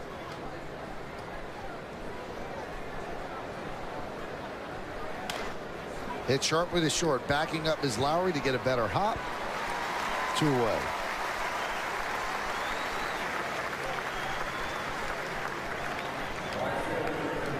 This copyrighted telecast is presented by authority of the New York Yankees and may not be reproduced or retransmitted in any form, and the accounts and descriptions of this game may not be disseminated without the express written consent of the New York Yankees.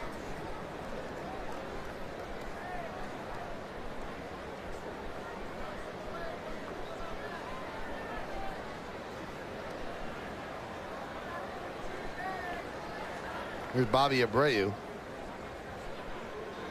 He scored a run in the 4th inning, his 100th of the season. Fouled off in front of the plate. Now, here's another player that falls into that consistency sort of thing. You know, you look at his numbers year in and year out. He gets his 100 RBIs. Maybe he's not going to drive in 120 or 130 because he doesn't hit as many home runs as some of the bigger hitters. But he's going to get around 20 homers. He has 20 this year. And 100 ribbies, and 100 runs scored. And always a decent on-base percentage. And that's what the Yankees have to make a decision on. Do they want this type of player back on their team?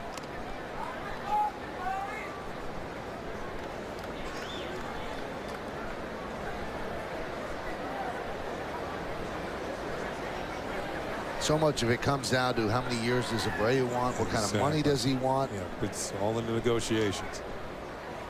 And the Yankees, when they made the trade for Nady, you know what, you don't do everything in a vacuum. They realize that Abreu's contract is up. Nady's is not. Nady is a natural right fielder who's playing left field for the Yanks, so they have a replacement for Abreu if they don't re-sign him. And Nady would just move to right, Damon would stay in left, and they have to pick up a center fielder. Well, who's going to score 100 and drive in 100? I guess they hope that whoever that center fielder is will do that. And then Matsui, they would assume, if he's healthy in the DH, that he could put those numbers in. Well, if you're looking for a center fielder, you're not going to give Brett Gardner a chance to take the job. That's what it sounds like. And I think he has shown some ability over the last month or 5 weeks. But they always tell you, be careful what you see in September. Yeah. You never know. You can judge a person on that. But I think what we've seen improvement, particularly in his hitting. You know, his running game is there. An ability to play the center field is there.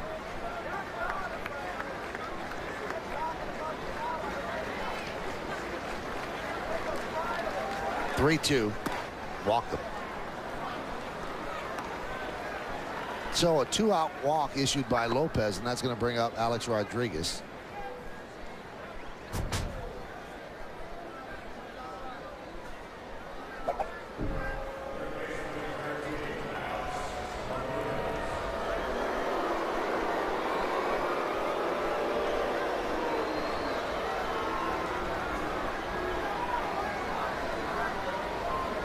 Rodriguez popped a short and walked and scored a run.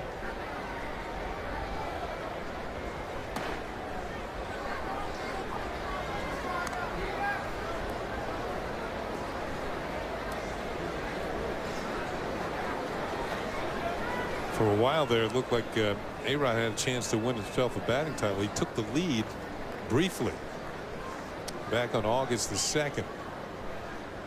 But has hit around 250 since then and dropped out of contention. But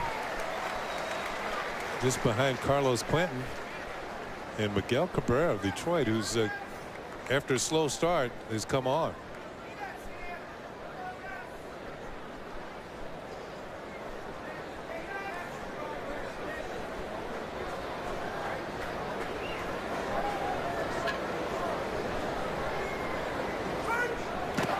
That one gets away from Baratek. And the ball boy almost picked the baseball up. Obviously the bat boy standing on the on-deck circle, and I guess he saw Baratek running toward him and thought better of it. Well, the bat boy almost turned into a ball boy. Here's the ball getting away from Baratek, and as he races for it. No, I better not.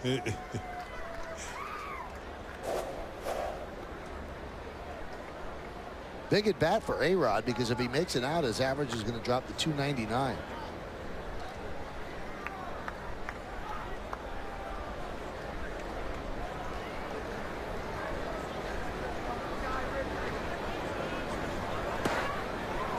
Count 3-1.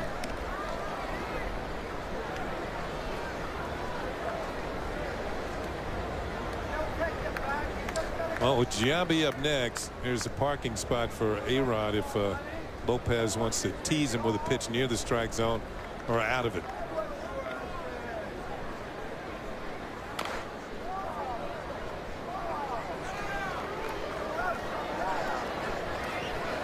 Count is full on Alex with 2 outs.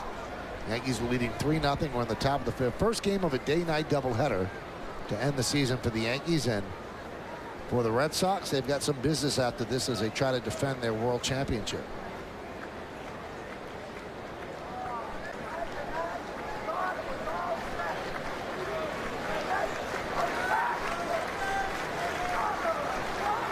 And the 3-2.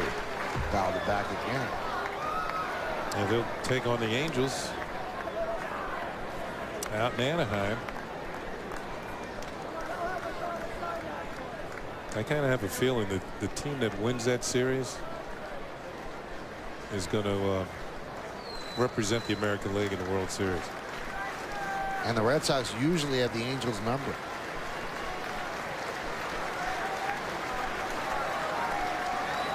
Three-two. Grounded just foul.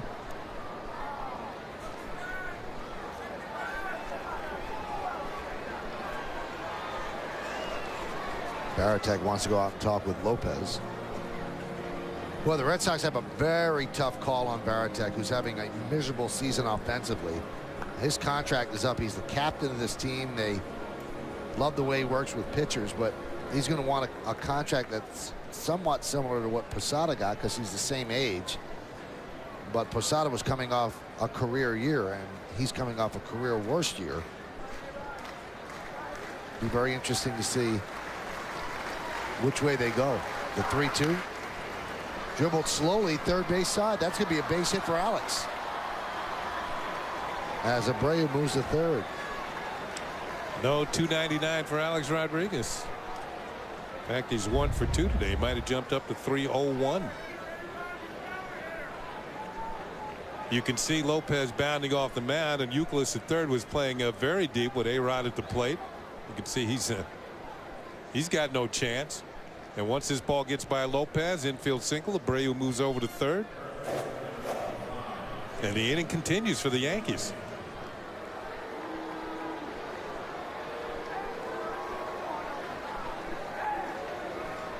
And here's Giambi, who is 4 away from 100, and he's got 2 runners on base.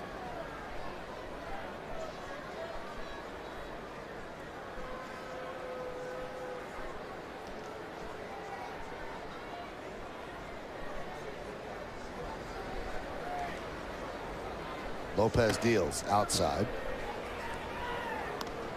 A-Rod now at 301 with that base hit.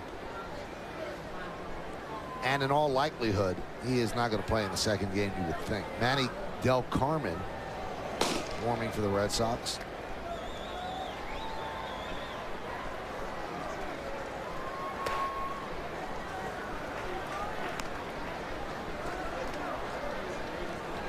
Giambi has closed the season with somewhat of a rush. Last 36 games, he's driven in 28 runs to get to 96 runs batted in on the season.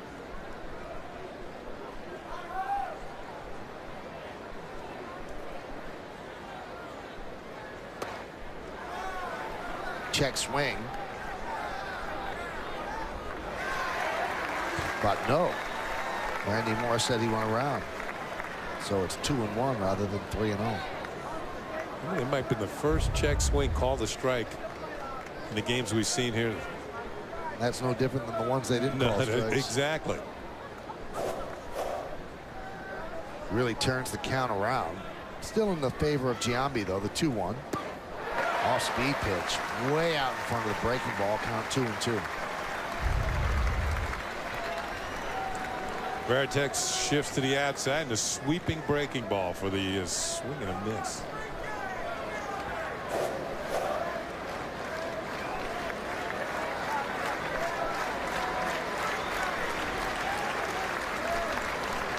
And the 2-2.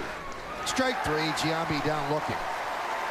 So Lopez works into and out of trouble. Giambi has struck out 3 times today. No runs a hit, no errors, and 2 men left at the end of 4.5. We're halfway through. It's 3-0 Yankees.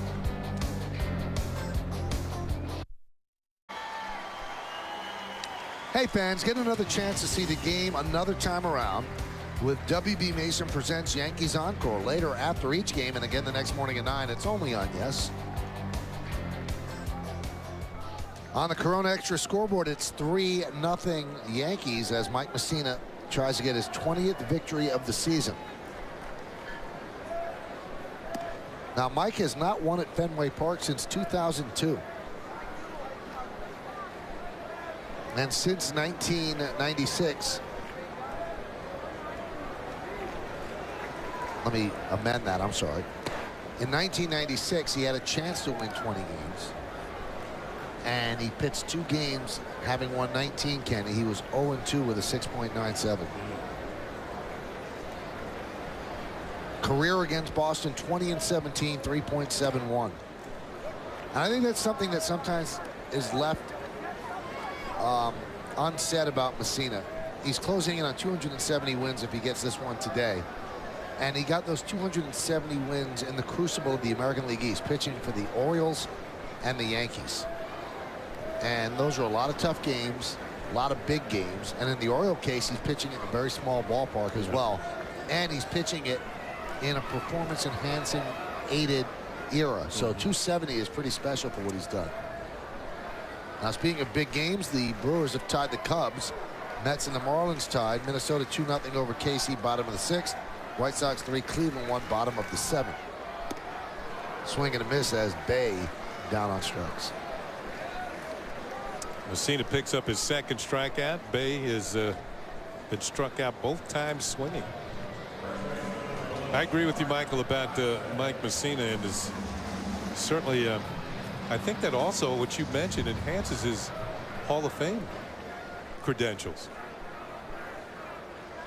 You would think. Yeah, I think one of the things that you mentioned, the last thing you mentioned, the era in which he pitched.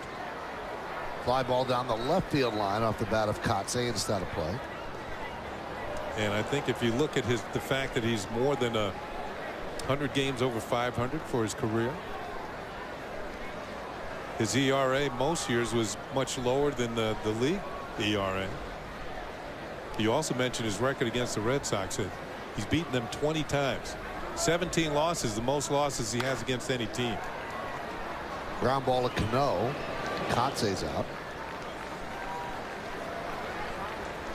And Messina now 1 out away from an official game. Although the sky looks a little less foreboding right now.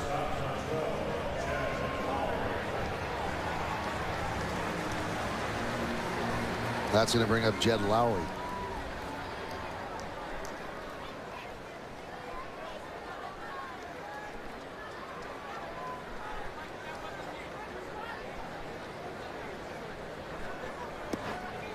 And there's a strike by Messina. This is Messina's 5th start against the Red Sox this year, which, kind of illustrates your point, how many times he pitches against some pretty good teams. That one's drilled down the right field line, but it's a foul ball. And he is 1-2 with a no decision against the Red Sox in the previous 4 this season. The Yankees have won 2 of the games he pitched. The no decision game, the Yankees actually won that one because he pitched well enough and kept them in the ball game.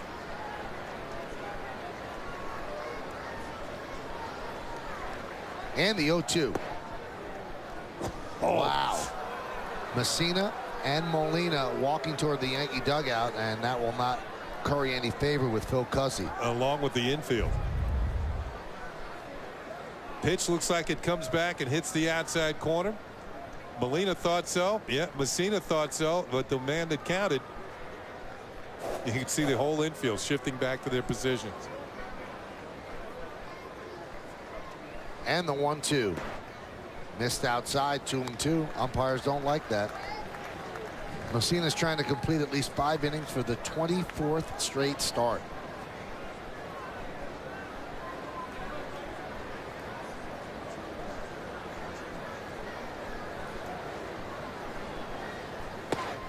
There's a strike 3, and that'll do it. It is an official game, and the Yankees are leading 3-0. The Red Sox go down in order 1-2-3 as Messina picks up 2 more strikeouts, get closer to his 20th win, first time in his career. It's time for the game summary presented by Sharp Aquas, the official HDTV of Major League Baseball. Yankees have 3 runs on 5 hits. Red Sox scoreless with 3 hits. Nady 1 for 2 with 3-run home run. That's the only offense in the game. And it's his 12th home run with the Yankees. Pedroia 2 for 2, 2 singles, now hitting .327 for the season. Remember, Joe Mauer came into the game hitting .330 for the Twins, leading the American League. And you see the lines for the starting pitchers. Matsuzaka is out of the game, and Messina has gone 5 innings. New pitcher for the Red Sox is Manny Del Carmen. Boston native coming into the ball game. He'll be the 3rd pitcher following Lopez and Matsuzaka. Del Carmen's got himself pretty good fastball. That is indicated by the 72 strikeouts and 72 in the 3rd innings. 73rd appearance of the year. Been busy out of that Red Sox bullpen. Here's Nady. Grounded foul.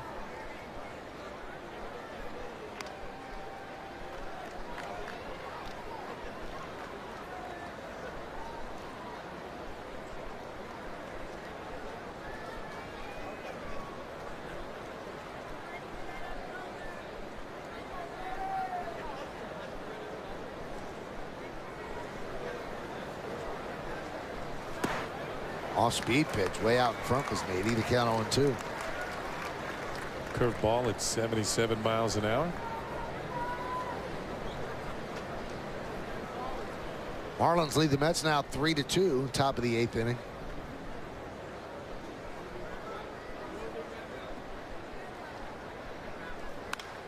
That one is lined into right field. It is a base hit. Cutting over is J.D. Drew. And Nady picks up a single. He's 2 for 3. One thing about Nady that I've been impressed with, I know he was having a good year in Pittsburgh. He was hitting .330, but his ability to hit the ball hard to the opposite field. Kind of the same manner that Derek Jeter does, but Nady's a bigger man. He hits the ball with even more authority. Bottom of the 8th inning. 1-1. Cubs and the Brewers. Coming down to the last couple of innings for both teams. Yeah, find out who your real players are. How excruciating for the fan bases of both of those teams. Oh, there's some nail biting going on. Yeah, sweating on the benches. Also, you definitely can tell the guys that want to be in those spots and the guys that step up. Some guys shy from that. Some guys embrace it. Hot shot. Oh, stopped by Lowry. He flips to Pedroia on to first. Not in time. What a play by Jed Lowry, taking away a base hit from Cano. Well, you can see why the Red Sox are impressed by this young man and his ability to play shortstop. He's also played some third base and some second, but this is very impressive. Looked like Cano had his third hit of the afternoon, but it's taken away by Lowry. Knocks it down, and watch the flip. Off balance flip. A little bit behind Pedroia, but he still gets it, and they almost turned 2. You heard the sound that ball was scorched, and Cano, instead of a hit, reaches on a fielder's choice. Ransom swings and misses.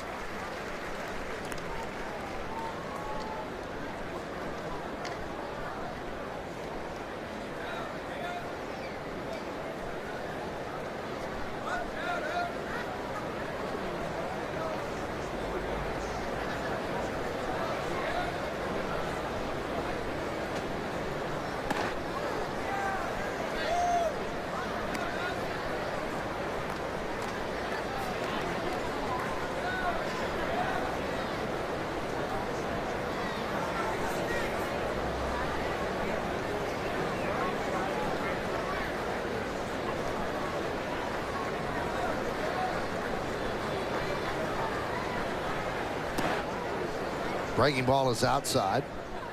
Count 2-1.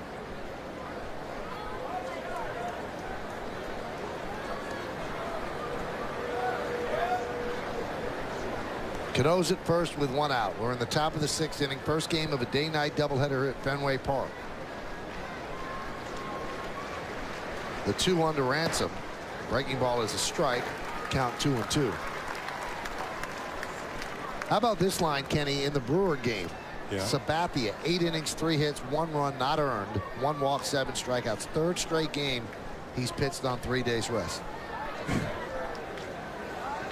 And leading off the 9th inning, get this, Kenny. Sabathia is hitting to lead off the 9th inning. So he's staying in the game. He has 107 pitches through 8. I know he's hit a home run this year. Yesterday, Santana stepped up.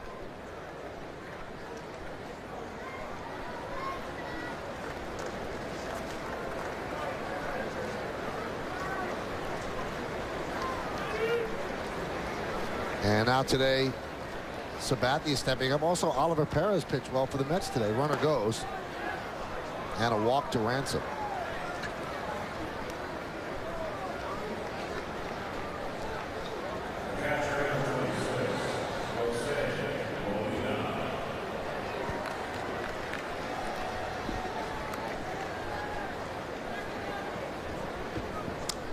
You're talking about all these tight ball games, and if I can remember what it was like, as Jose Molina steps in 4-2 now, the Marlins lead the Mets. And by the way, Sabathia's leading at the bottom of the 8th, so he will pitch tonight. Oh, okay.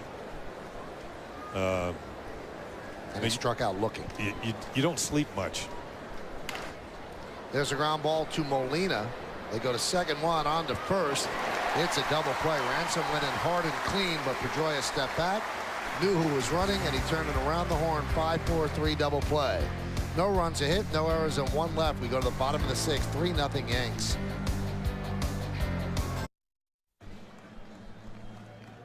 Hey, the Yankees' 2008 season comes to a close tonight, and with this follows the season finale of WB Mason Presents The Joe Girardi Show. Turn to Yes this Tuesday as the skipper sits down to recap his first year at the helm and discusses what we can expect for next spring. It's the season finale of The Joe Girardi Show, Tuesday night at 6:30 and later again at 9:30 only on Yes. See what Mike Messina's done. He's been economical, 62 pitches through 5 innings. His toughest inning was the 4th when he threw 18 pitches and the Red Sox had runners on first and second, nobody out, but he got out of it. The sun is trying to pop through, so they had to bring the flip down glasses to Bobby Abreu and Wright. So a weekend that has been miserable weather-wise, and all of a sudden we see some semblance of sun. Of course, Yankee fans remember back to the days of Lou Piniella playing right field here at Fenway Park late in the season. How awful the sun can be here for a right fielder. And Jerry Remy remembers it as well, the Red Sox broadcast, because he's the one who hit that ball. The Brewers have taken a 3-1 lead over the Cubs. And that's in the bottom of the 8th inning.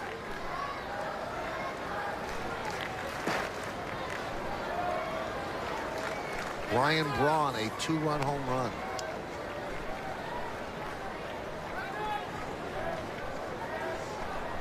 I think Miller Park is jumping. Wow. It was jumping yesterday because the Red Sox game was rained out, so they carried it here, and watched most of that game. It was jumping.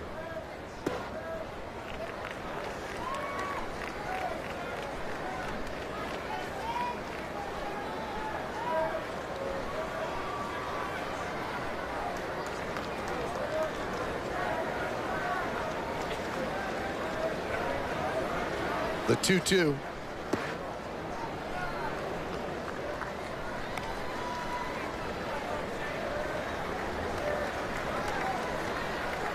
Phil Koch and Brian Bruni warming for the Yankees. So the count 3-2 on Varitek. Leading off here in the bottom of the 6th. Varitek, Ellsbury, and Pedroia. And the pitch. And he walked it. Moose thought he might have had a strike there. He's looking in at Phil Cuzzy. This has been a strike zone that's moved around a little bit today. Both good and bad. He's gotten some help at times and maybe felt he's been squeezed at times. As Molina tried to snatch that one a little bit closer to the corner.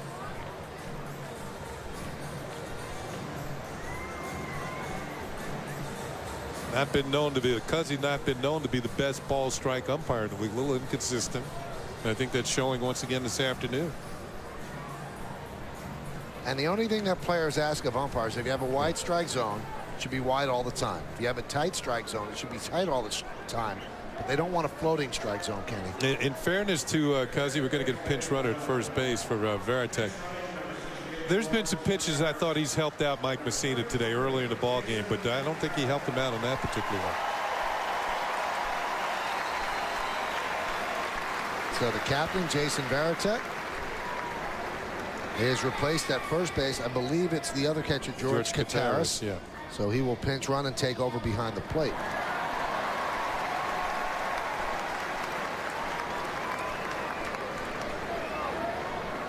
On Friday, Kataris picked up his first big league hit. And now the pitch to Ellsbury is outside 1-0. So for Messina, that's his second walk. And as we mentioned, he has not walked more than 2 in any game this year, which is an amazing show of consistency.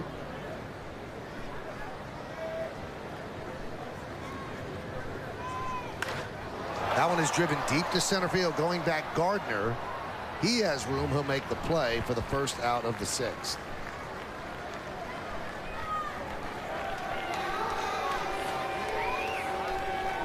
Well, Dave Island immediately went out to talk to Messina after the leadoff walk to Varitek, and leadoff walks can be a sign of a fatigue or just falling out of your rhythm. Messina usually repeats his delivery very well, command of all of his pitches. Also gave the bullpen some time to warm up. Bullpen's going to be a factor in this game today, and trying to hold this lead for Messina. They've done a good job all year for him.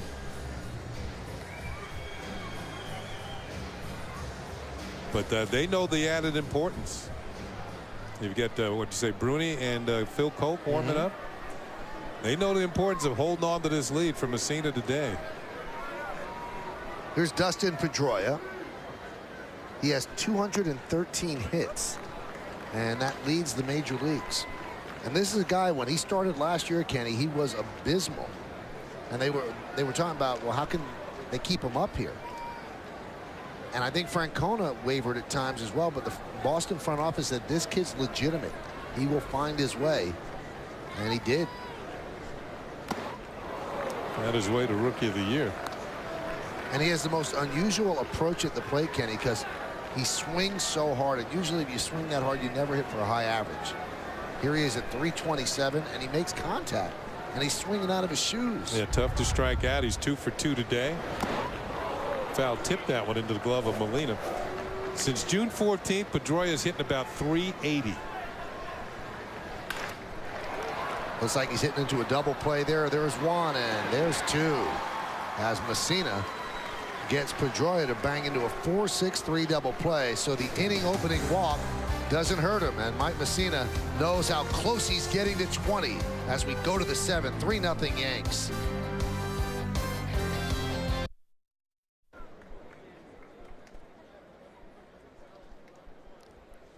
Is this the last pitch that Mike Messina has thrown in the big leagues? 73 pitches, and they give him the baseball from that last double play, and then they start to shake hands, usually an indication that that is it, and he will turn over this game to his bullpen. And I wonder about that, Kenny. This is obviously big. He's not saving it for anything else. He's got 73 pitches, which is low.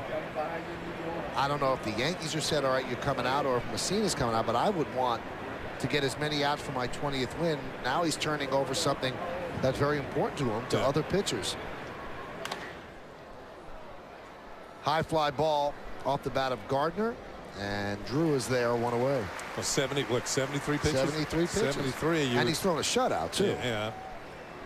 Let's see. I'm looking at the hitters. It's 3, 4, and 5 next inning. You've got Phil Coke. 2 of those 3 hitters are left-handers. So if you're managing the game, you're going to go to Phil Coke. You would think. Yeah, because he's warmed up. And it looks like he's starting to throw again in the bullpen.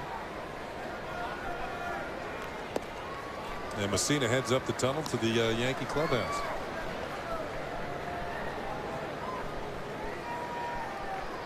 So Joe Girardi's going to go with the percentages, and 2 of the 3 hitters are lefties next inning. Damon fouls one off his foot. So he's going to piece the game together from this point on with the Yankee bullpen, which has been a strength of the team for most of the season.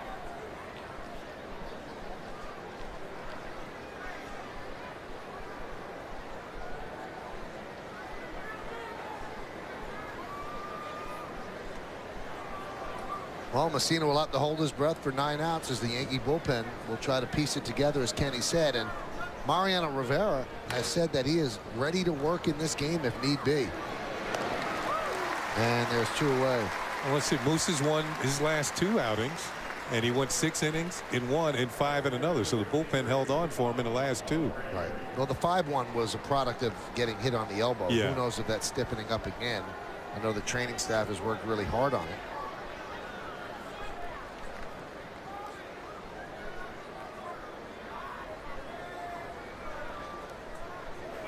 There's Bobby Abreu.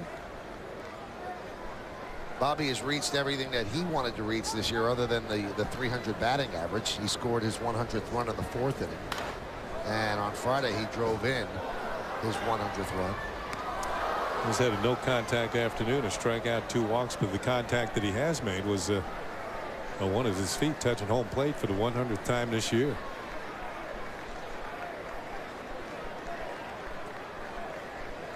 He was on board for Nady's 3-run homer in the 4th inning.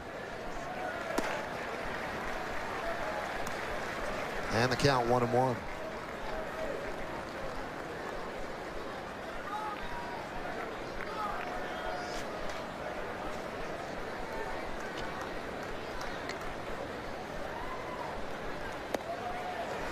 There's a strike. And the count 1-2. 2-away here in the 7th inning. Manny Del Carmen, the 3rd pitcher used by the Red Sox. Matsuzaka went 4. Javier Lopez went 1. And Del Carmen came on in the 6th and now pitching here in the 7th. The only damage on the scoreboard, a 3-run home run by Nady off Matsuzaka in the 4th. Count 2-2.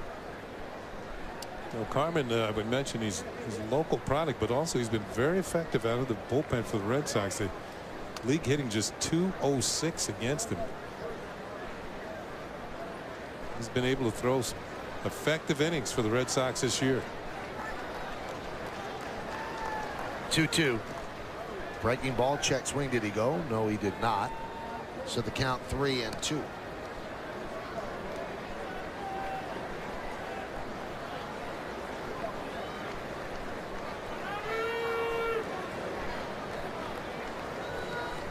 I don't know if the little guy's making the 2nd game.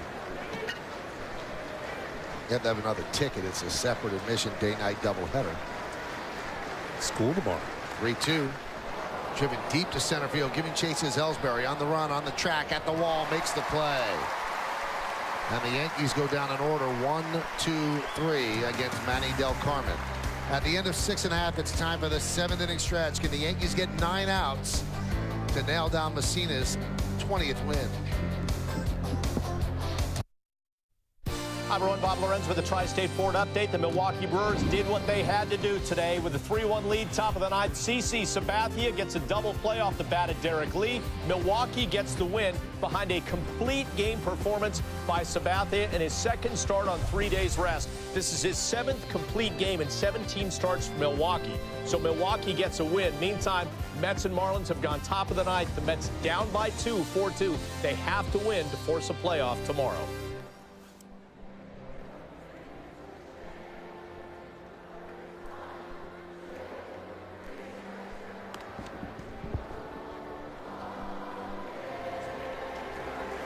Mets a half game behind the Brewers as the Brewers have won their game behind CC Sabathia. And you know what, Kenny? He might be winning the Cy Young Award in that league. I mean, what he's done in September and down the stretch and pitching a complete game in a must-win situation, pretty unbelievable. Now, the Mets could force a playoff game tomorrow if they can come back. They're trailing 4-2 right now, bottom of the 8th inning. And they have runners on 1st and 2nd with 2 outs, and the Marlins are going to the bullpen. So it's really coming down to the wire. Yankees going down to the bullpen right now as Phil Koch will come on. Gave up his first run of his big league career on Friday, but his numbers are pretty special. He's been a revelation for the Yankees out of the bullpen. The youngster called up to the big leagues for the first time this year, and you could almost tell that he had good stuff. And his first appearance was back when the Yankees were in Detroit. And he faced the top of the Tigers order and struck out 2 of the 3 hitters he faced, including Miguel Cabrera, who's leading the league in home runs for the 3rd out of the inning. And he's been impressive ever since. So what did you talk about, Sabathia? Unbelievable. It was his 3rd straight start or 3 days rest. 3 days rest. All must wins, obviously. So now the Brewers will repair to their clubhouse and see whether or not the Mets win. They go to the 9th inning at Shea. Phil Koch deals to Ortiz, who swings and misses. So Mike Messina went 6 and allowed 3 hits and no runs. So how many strikeouts do you have for Messina? 3. 3 and 2 walks. Bay twice and Lowry once.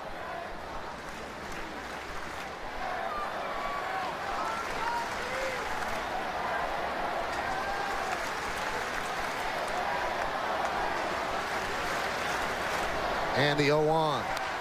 Foul back. Another thing that's been impressive about Koch, Michael, and I'll see if you agree with me, his ability to throw strikes. I mean, sometimes young pitchers are inconsistent.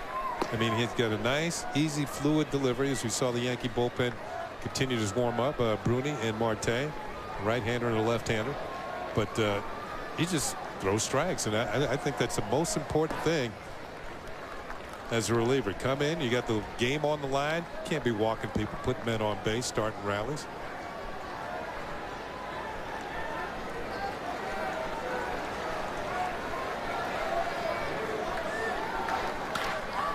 Ground ball to Cano. He gobbles it up, and Ortiz is out, 1 away. Yeah, Koch has now thrown 14 innings and 2 walks. And the thing about Koch is he's a rookie, but he's 26. So he has learned his trade down in the minor leagues. And until this year, he wasn't really considered a guy that was going to go to the big leagues and make a difference. But he developed this cutter and kind of a slider sort of pitch, and that mixes with a good 94-mile-an-hour fastball. Now becomes a viable option for the Yankees. He could start, too. Now, wasn't he one of the players that the Pirates, Pirates turned him down? Turned him down. They took somebody else. That happens so many times, Kenny, because if you remember when the Yankees made the trade with the Diamondbacks for Randy Johnson, the Diamondbacks could have taken Robinson Cano and Chien-Ming Wang, and they passed over both of them. So sometimes you just don't know what a team has. And who knows, when the Pirate scouts were scouting the minor leagues, maybe Koch had a bad game. No, it wasn't pitching well. Right. Exactly. You never know.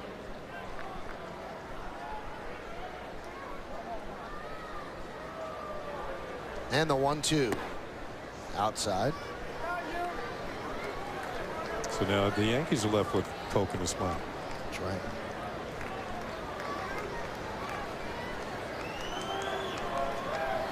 Swing and a miss. Pounded fastballs in on Youkilis there, and Youkilis swings and misses, 2 away. Yeah, he really worked him over, moving the ball around, and finally came in for the strikeout. You see Molina right to the glove. I mean, Molina could have caught this one blindfolded. Puts the target up, and the ball, watch, he doesn't have to move it at all. Right to the glove, swung on and missed, or maybe foul tip by Youkilis, but he's headed back to the dugout.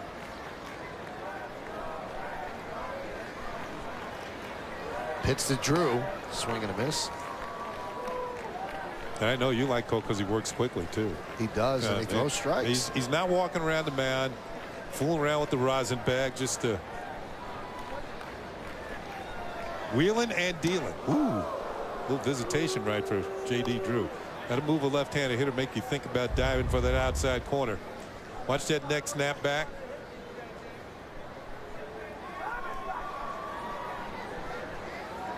Yep. Wouldn't surprise me if the next one was a breaking ball, down and away. 1-1. Went away with a fastball. Fastball. That's good pitching, though. Yeah, it is. I mean, that's it. He set up the outside corner, 96 miles an hour. Maybe this will be the breaking ball. The 1-2. See ya. Another 96-mile-an-hour fastball, and he retires the Red Sox in order 1-2-3, and doing it in dominating fashion. He strikes out 2. We go to the 8th. Yankees lead 3-0 over the Red Sox.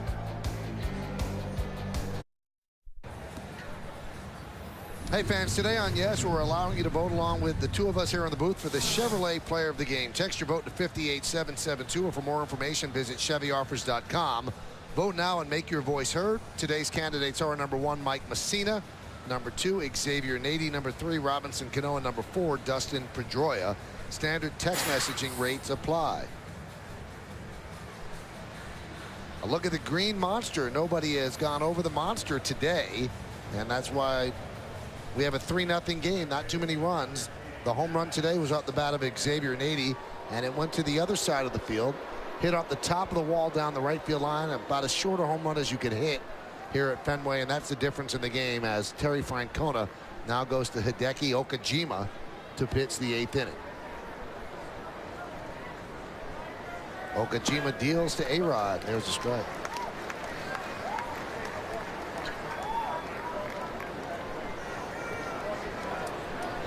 A-Rod is 1 for 2 with a walk and a run scored.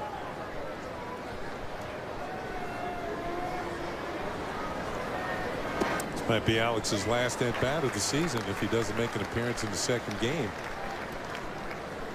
And he will hit 300 this year, even if he makes an out in this at bat. He's at 301 right now with an infield single rolling down the third base line in the 5th inning. And the 0-2. Breaking ball is inside, 1-2.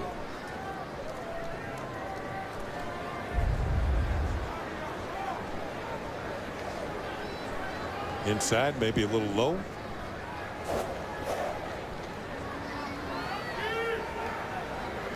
One-two pitch.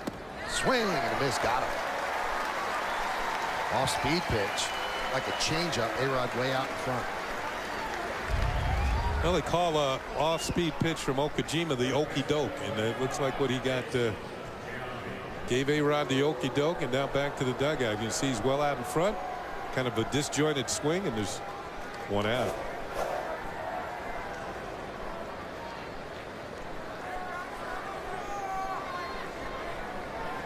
Here is Jason Giambi. Has not had a good day. He is 0 for 3 with 3 strikeouts. Fastball is away. 1-0.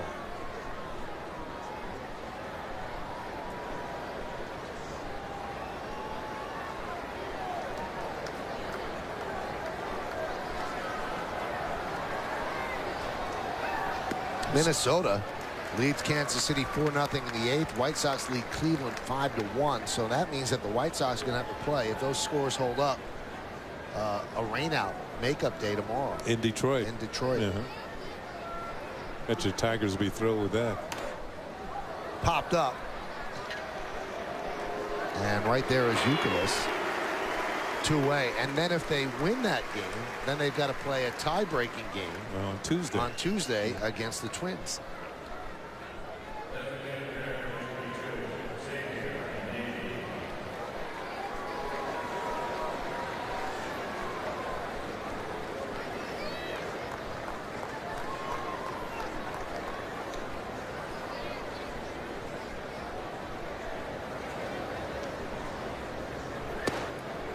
And there's a strike to Xavier Nady, who's had a good day. He's 2 for 3.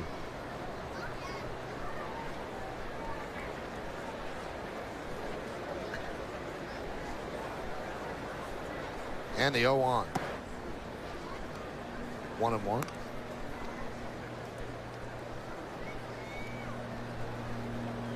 I can see how Joe Girardi trying to piece this one together. Koch in the 7th, Chamberlain in the 8th, and probably Mariano in the 9th. Rip foul.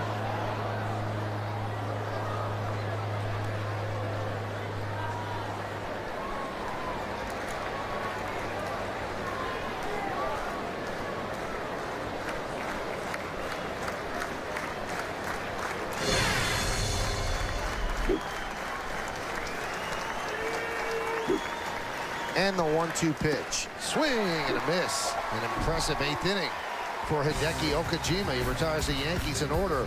1-2-3, strikes out 2. We go to the bottom of the 8th. It's going to be Java.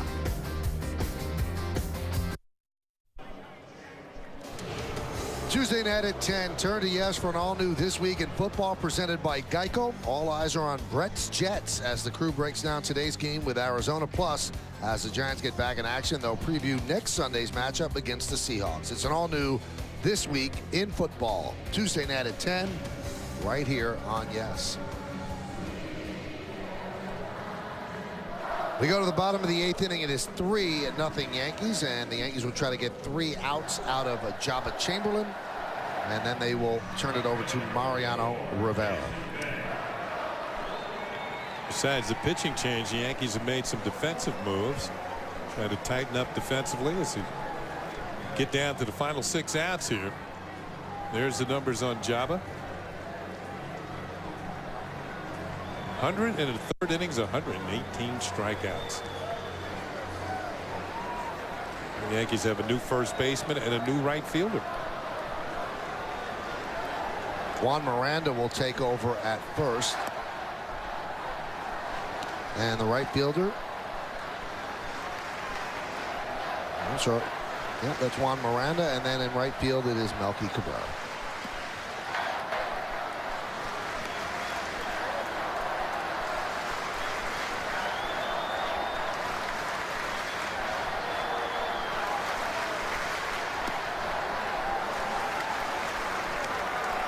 And the count goes 3-0 on Jason Bay, who struck out twice against Messina.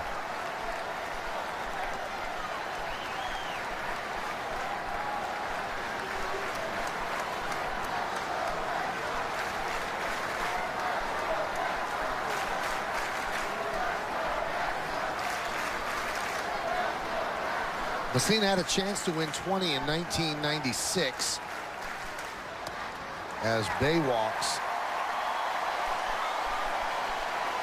He picked up his 19th win on September 7th of that year, had 4 starts. Could not get a victory, but in his last start, which was on September 28th, the same day as this one, at Toronto, he went 8 innings, 4 hits, and 1 run, pitched beautifully. He had 9 strikeouts, and he left with a 2-1 lead, Kenny. Armando Benitez came in the 9th inning, and he strikes out Joe Carter for the first out. Gotcha. And then he gives up a home run to Ed Sprague to tie the game. Ooh. The Orioles eventually won the game 3-2 in extra innings, but Messina did not get his 20th. And there's a strike to Kotze.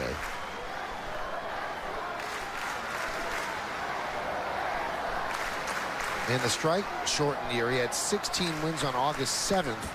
Then the strike hit, and the rest of the season was shut down. 94. In 94.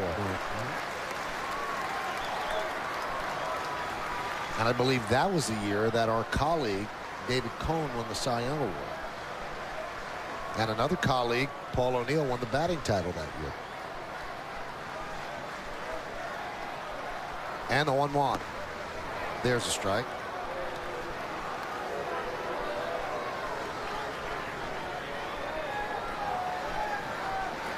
Joba's last 7 games, 9 1/3 innings, 6 hits, no runs, 2 walks, 13 strikeouts.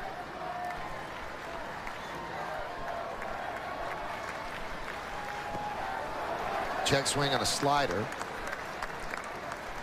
Now Joba has a 1.80 ERA in 29 relief appearances this year, 2.76 in 12 starts. And in the live ball era, only one pitcher had a season with ERAs as low as Chamberlain's, both as a reliever, minimum 20 games, and as a starter, minimum 10 starts. And that was Phil Niekro, who did it for the Braves in 1967. So only one other pitcher. The 2-2. Just got a piece to stay alive. 67, Niekro worked both as a starter and as a reliever. Niekro had 20 starts in 67, 1.96 ERA, and he had 26 relief appearances, 1.54. Jonathan Papelbon warming for the Red Sox.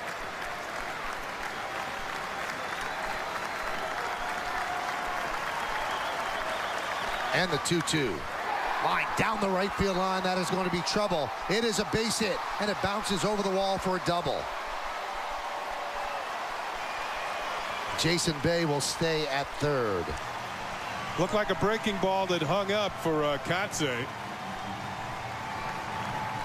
Yeah, this one not only hung up, it was almost right down the middle. And he rips it down the right field line, one hop into the seats for a 2-base hit. Kotze's been struggling with the bat, and now all of a sudden he comes up with a hit that gets the Red Sox moving here in the 8th inning. Now Joe Girardi will go out to the mound. It's not Dave Island. They've got action in the bullpen, double-barreled action, a lefty and a righty. You've got Lowry on deck, and how about that? Girardi is taking out Chamberlain. Boy, does he want to win this game. He is not taking any chances that Joba just might not have it today. So he's going to play mix and match with the guys that he has in the bullpen. It's 3-0. Bruni comes on to face Lowry, trying to hold on for Messina's 20th. Hey fans, keep it here on Yes following the last out for the Nissan postgame as Bob Lorenz and John Flaherty give you detailed analysis of this first game of the doubleheader at Fenway Park. And Kimberly Jones heads into the clubhouse for exclusive interviews with the players and manager Joe Girardi. It's the Nissan postgame, and it's right here on Yes. Things get a little sweaty for the Yankees here in the bottom of the 8th inning, and they turn to Brian Bruni, who's had a tremendous season that was somewhat truncated because of the Lisfranc sprain, but very odd seeing Joba Chamberlain taken out of a game, Kenny. In the middle of an inning, I haven't seen that very often during the course of the year, maybe for matchup considerations, lefty against righty, but Job out of there. Joe Girardi not wasting any time, and he goes to Bruni, who's working with a 1.87 ERA. And the pitch to Lowry is upstairs, 1-0.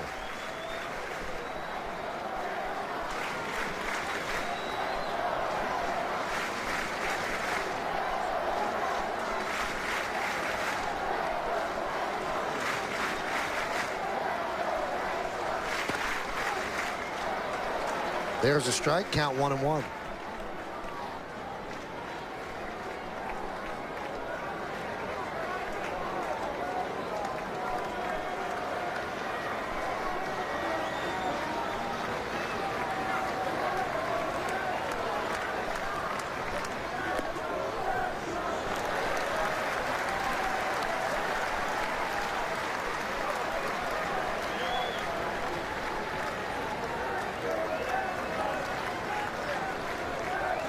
Bruni much in the same lines as Chamberlain. Good fastball, good breaking ball.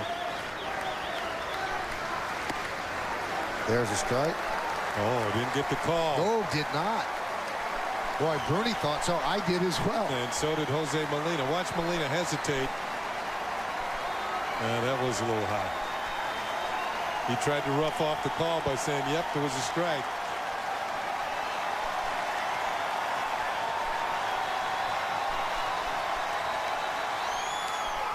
That one is driven down the left field line, giving Chase's Damon, and that'll make the seats out of play.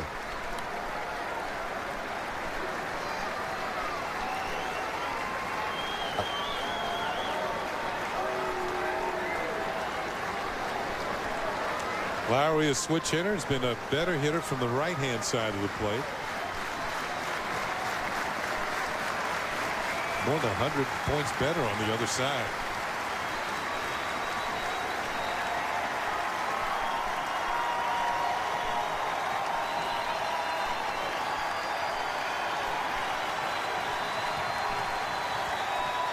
And the 3-2 grounded foul stays alive.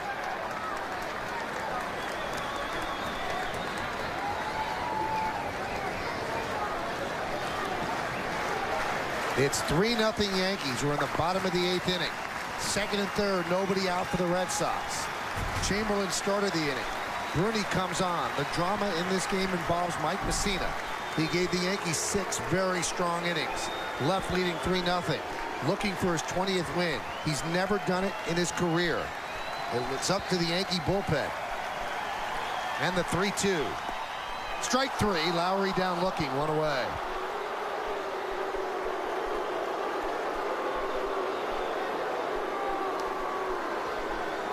Lowry didn't get called out on a high strike, but he gets called out on, well, maybe a knee-high strike. This will be a definitive look. Yeah, it was knee-high on the front knee, and that'll be the call. Strike 3 call.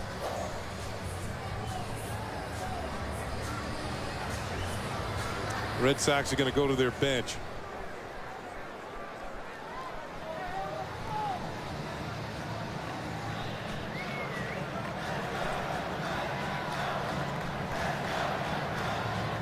Chris Carter's going to hit for George Contreras. Damaso Marte is ready.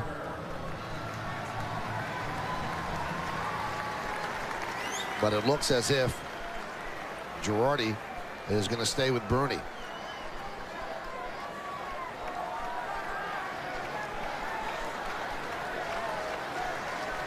And the pitch.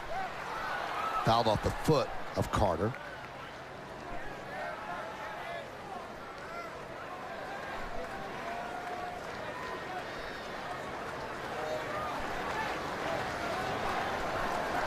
Carter is a first baseman outfielder by trade.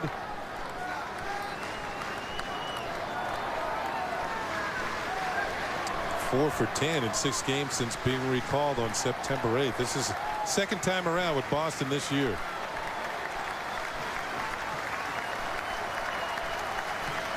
The 0-1. Weak hack. Kind of a wave in the count 0-2.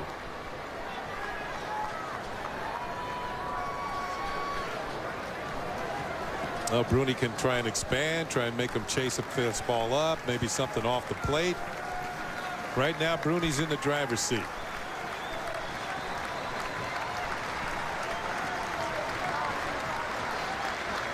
And they're going to have a discussion. Make sure everything is that they're on the right page. Let's get the Met update from Bob Lorenz in our studios. Bob? Michael, it's all over at Shea. Ryan Church is the tying run at the plate. 2 outs, bottom of the ninth. Deep drive to right center field. And the ball is caught to the front of the warning track. Marlins win it 4-2. Milwaukee won earlier today 3-1. So Milwaukee begins the NLCS hit series against the Phillies on Wednesday. The Mets, for a second straight year, aren't going to the dance. Thank you, Bob. There's a ground ball to second base. A run will score. The out is made at first. Runner moves to third. And that will break the shutout as the Yankees now lead 3-1. But they're not worried about the shutout. They're worried about the victory.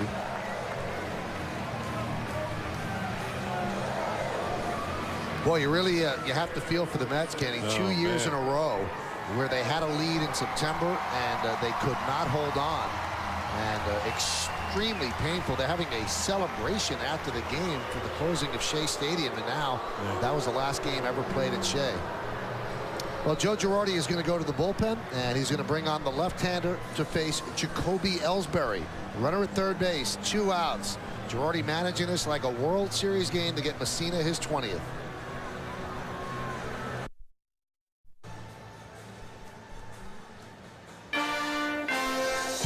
Yankees Baseball on Yes is brought to you in part by WB Mason. For all your office needs, who but WB Mason?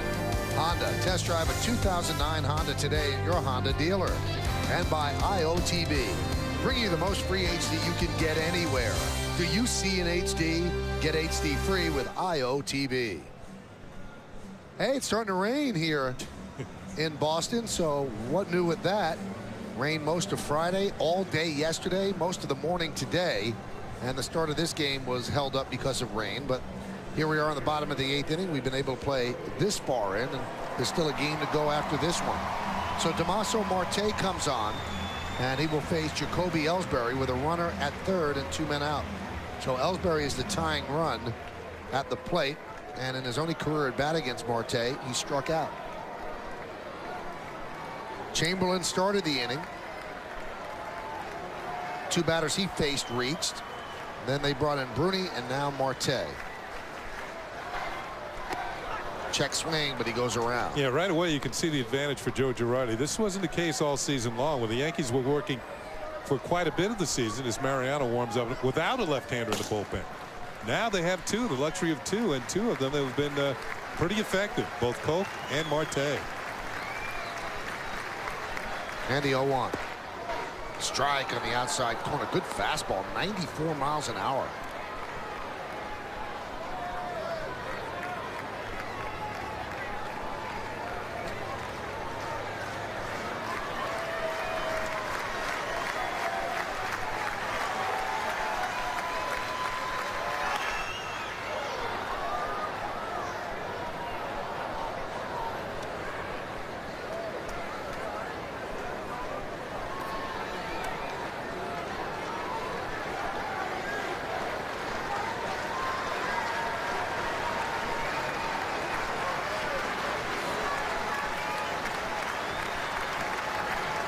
And the 0-2 upstairs.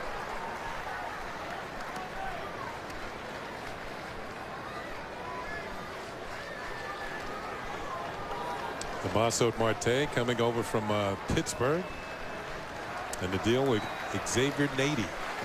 So both of them could be factors in this afternoon's ball game. Stays alive by reaching over the plate and fouling it back. It is 3-1 Yankees. First game of a day-night doubleheader here in Boston.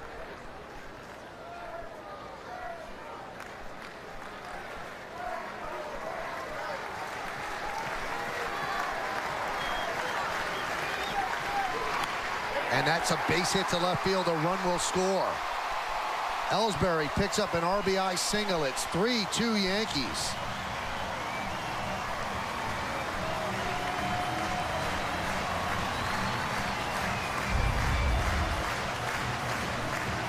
Ellsbury had some pretty good swings, and you can see that breaking ball is up around a letter high, and all he has to do is slash at it, line it to left field for a base hit. That's going to close the Yankee lead down to 1.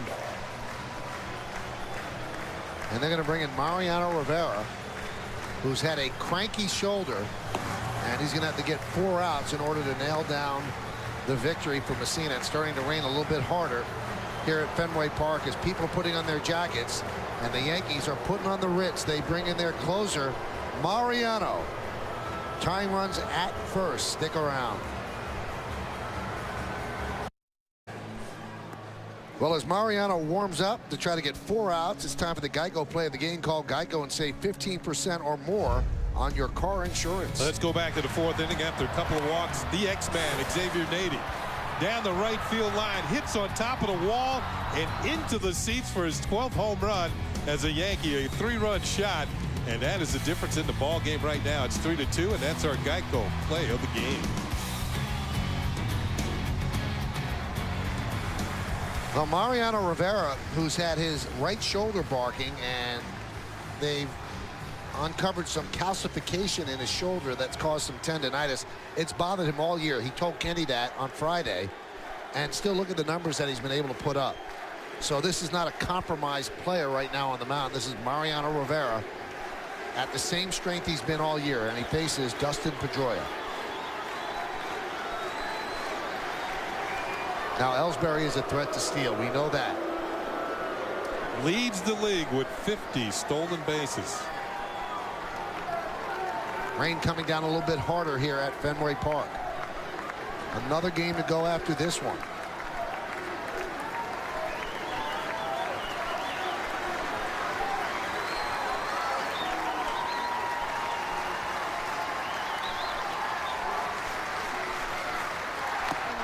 Blew it right by Dustin Pedroia.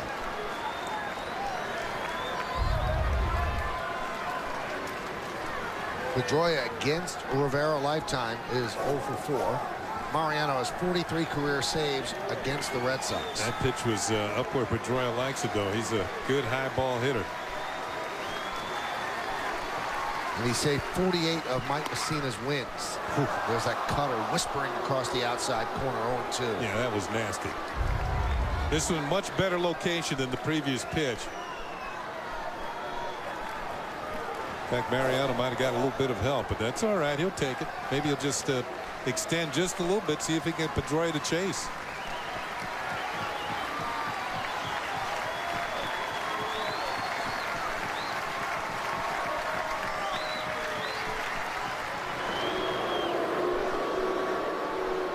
That was a toss over to first just to let Ellsbury know that Mariano is aware of his presence.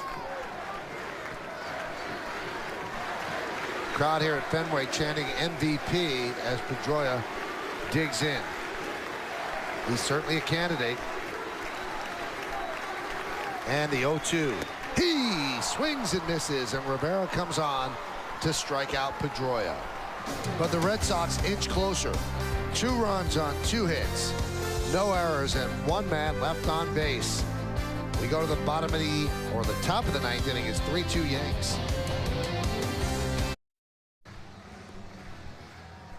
Hey, tonight on Yes, the Yankees take on the Red Sox in the 2nd game of this day-night Central Admission doubleheader from Fenway Park. Join Ken Singleton and me for our coverage starting tonight at 7:30. Weather permitting, Yankees-Red Sox. It all starts tonight at 7:30 only on Yes. Got another game in you, Kenny? Oh, most definitely. I love to. Let's do it. It is coming down pretty hard here at Fenway Park. As we go to the 9th inning, Jonathan Papelbon. 41 saves for Papelbon. 76 strikeouts in 68 in the 3rd innings. He'll face Robinson Cano. And the pitch outside, 1-0. I have met Ernie Banks, the original Let's Play 2. Now, you've actually played 2 a couple times on the last day of the season, right? You know what? I played 4 in the last 2 days. Really? When the Yankees were playing over at Shea. We had a doubleheader the day before the season ended. Boy, is Cano swinging a great bat right now. That puts him over 270. He is 3 for 4. Almost took Papelbon's foot off. And remember, he got robbed of a hit his previous time up. He would be sitting on a 4 for 4 right now. Instead, it's a 3 for 4 afternoon. Strides, not much of a stride at all, and just hammers the ball back through the middle.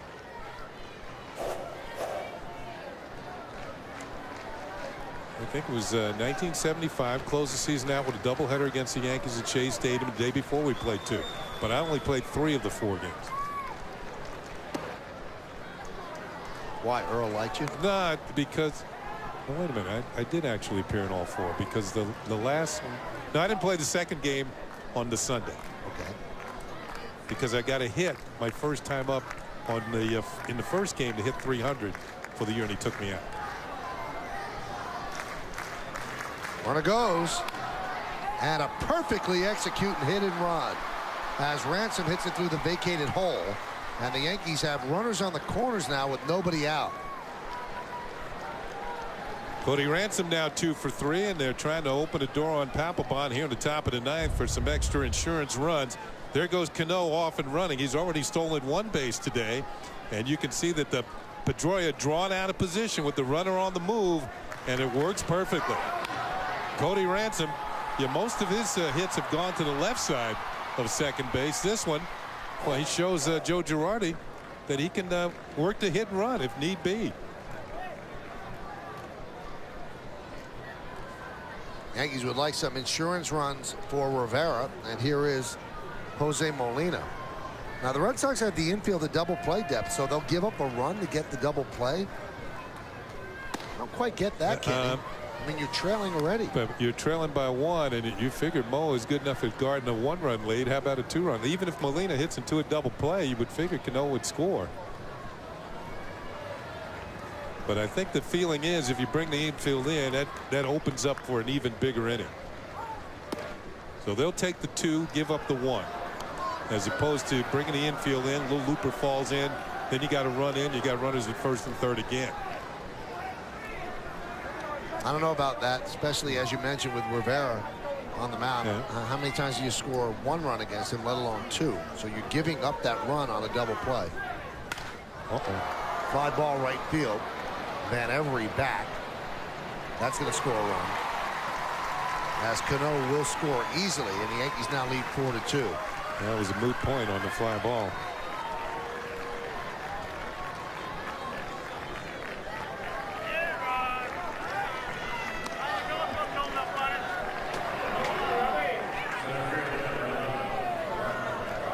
It's going to be very interesting to see, because the start of the game was held up, how they're going to clear out this ballpark and clear out 37,091 fans and then get another 37,000 in here, and they have to clean it. I guess cleaning is not even an option. The people that come in are going to be sitting with peanut shells on the floor. I don't think they have time to clean it, but it's going to be tough because the second game will start at 7:30.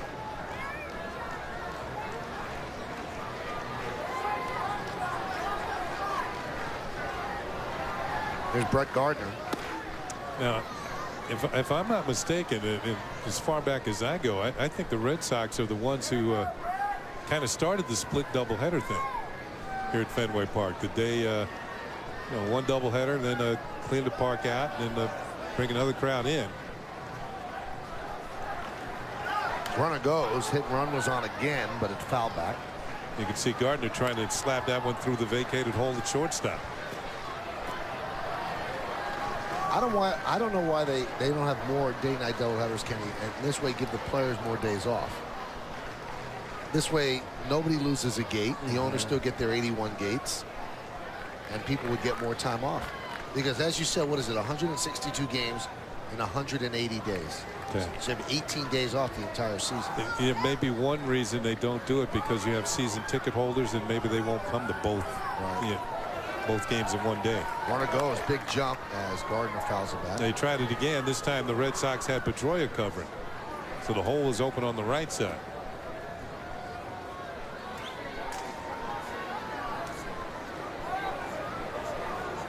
And while the tickets might be sold, the seats would be empty.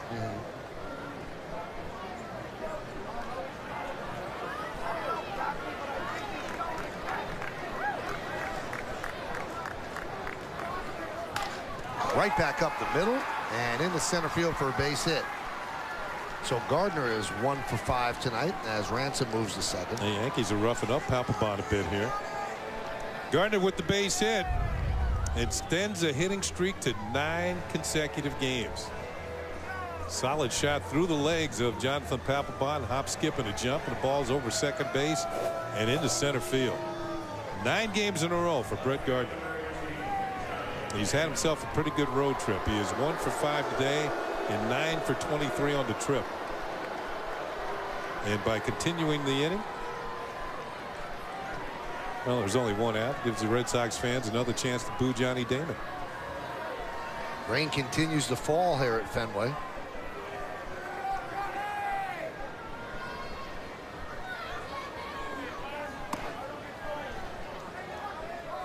Johnny's changed the way he bats a little bit. He starts now, Kenny, with that right foot out of the box and then continually moves it forward.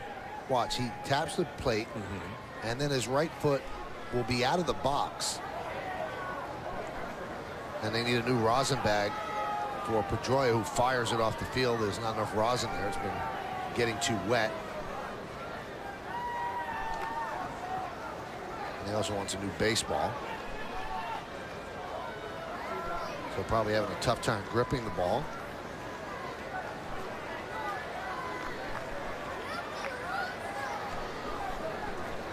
And again, you'll watch Damon with that right foot out. Now you can hardly see the batter's back line, but you know where it is. So his back foot is his left foot. So he starts that way, and then he'll be way out.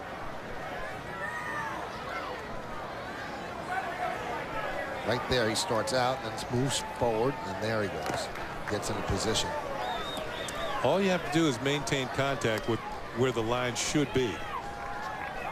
You know, every once in a while, you get a catcher that will make an appeal to the umpire, moving back in the box, and usually it's not so much the right foot on the left hand; it's the left foot that's, you know, back out beyond the boundary line. It almost looks like he's using this as a more exaggerated triggering device, a timing device, because he's only been doing this the I'd say last week, where he really starts out. Let's see if he does it this time. Yes, he's out now, in more, and then fires forward. Papelbon's having a lot of trouble with the mound right now, and the mound is very wet. Yeah, good stop by Kevin Cash, who is now taking over as the catcher for the Red Sox. Cash was known as a defensive catcher coming up through the Blue Jays organization.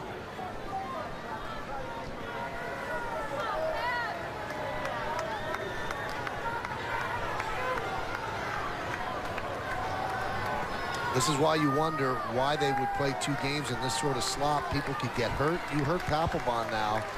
Does that gate in the second game really help you? You know what I'm saying, Kenny? Yeah. I mean, they've got a playoff series. If somebody important gets hurt on a sloppy field, well, the Red Sox could blow a chance at defending their title. They'll be headed out to Anaheim. Don't have to worry about a sloppy field out there. Have to worry about the Angels. Yeah, usually the field is nice.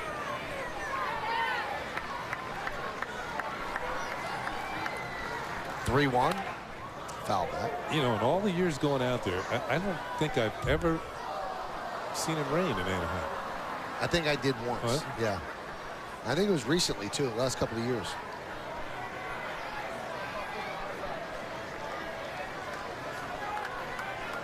Because it never rains in California.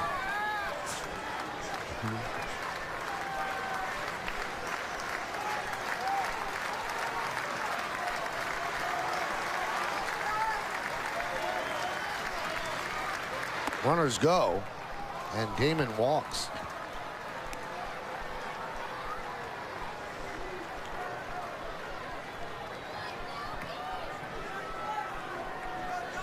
So the Yankees are leading 4-2, looking for more as Melky Cabrera will come up. And it seems as if Papelbon again wants a new rosin bag. So he's fired 2 rosin bags out of the game. and gets another one from the bat boy. This almost seems like an exaggerated show for Francona, as if, why am I in here? Well, he's got to get some work in. I mean, Matsuzaka got his work in. He worked a few innings. Melky fouls it back. Along with Ken Singleton, I'm Michael Kay, and you are watching Yankees baseball right here on Yes. We thank you for spending part of your Sunday afternoon with us. Yankees are leading 4-2 here in the 9th inning. And they're trying to nail down Mike Mussina's 20th victory of the season. And the 0-1. Popped up, third base side. And Youkilis runs out of room. You know, Papelbon is known for being very stingy as far as giving up runs are concerned. The most he's ever given up as a reliever are 2 runs in an inning. He's one away from that. Yeah.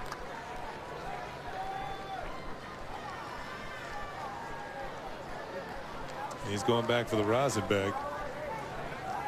Trying to be like Gaylord Perry. Gaylord used to load up on the rosin, and as he would throw the ball to the plate, you'd see a little puff coming out of his hand.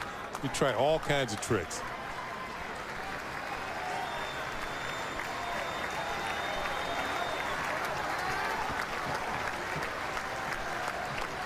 And the 0-2.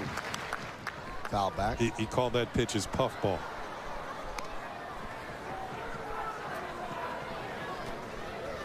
We were talking about Burley Grimes that Mike Mussina is going to tie if the Yankees hold on and win this game. And Grimes was the last pitcher who was allowed to throw the spitball legally because it had been grandfathered. There were several pitchers that threw the spitball, and then they decided to make it an illegal pitch, you know, for sanitary reasons or whatever. All of a sudden, it started turning green back then. And so Grimes was the last one who was allowed to throw it. And what he would actually do, during his windup, he would bring the glove and the ball up to his mouth, and he would expectorate onto the ball and then throw it. Or he wouldn't do it and throw something else. So he had that little hesitation in his windup. Missed outside, and the count 2-2 to Melky. He pitched for 7 teams, and I had a feeling that you know, as the spinner became, he started to move around. And of course, there are hitters that would tell you that, you know, variations of that pitch continue to be thrown today.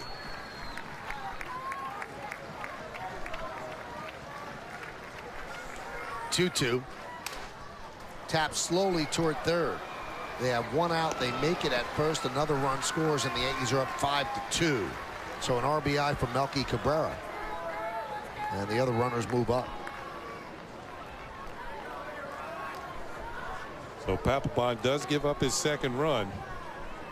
And people wonder, what is, you know, you make the ball heavy on one side, the ball is going to dip to that side when you throw it. Whether you put a, you know, mud or dirt or Vaseline or in the case back when, the spitter. Mariano has a little bit of an easier knife now with a 3-run bulge. And Alex Rodriguez could make it a bit of a laugher as Rodriguez digs in. Fouled straight back. And almost in John Sterling and Susan Waldman's radio booth, but just missed. That's the booth that it actually went into, and there were some very happy people.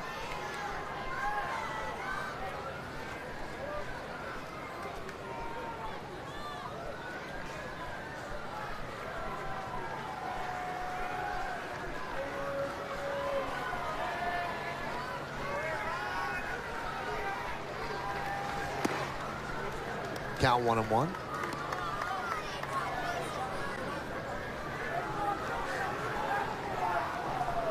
Second and third with 2 outs. Yankees are up 5-2.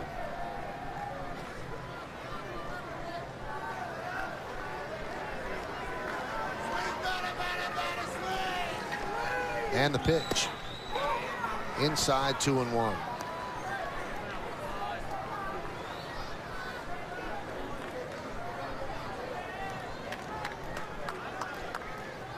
I'll tell you one thing, after this game is over, the ground crew is going to have to work on the field again, and they have worked overtime during this series, trying to keep this field playable.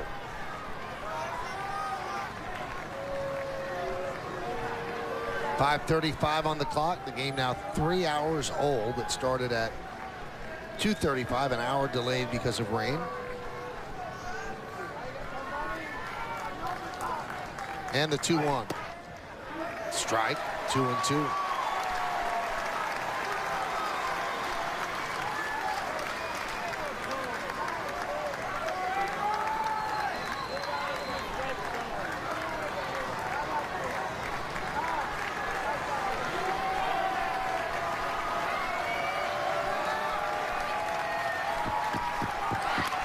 A-Rod grounds one slowly to short. Charging is Lowry. He's not going to make the play. It's a base hit. Another run scores, and the Yankees are up 6-2. A-Rod picks up his 103rd ribby.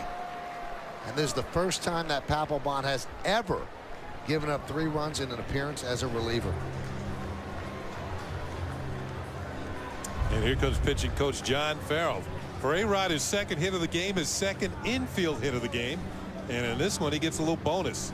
It's going to be get himself an RBI out of it. Alex Rodriguez with his 2 hits is at 302. So if he wants to play in the second game, I doubt they'll use him in the second game. He does not risk dropping under 300. So Farrell has his say with Papelbon, and now that'll bring up Miranda.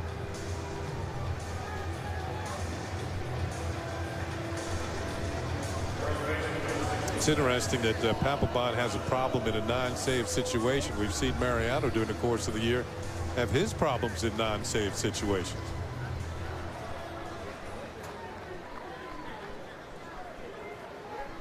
The Yankees win this one. They have 89 victories. And if they could get the one in the nightcap, 90's a nice round number.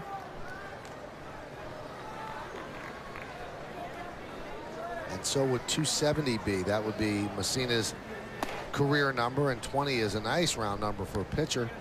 And Messina would be the oldest pitcher to ever win 20 games for the first time. So a lot of things on the line here on this final day of the regular season. Boy, Papelbon really having a lot of trouble with that mound.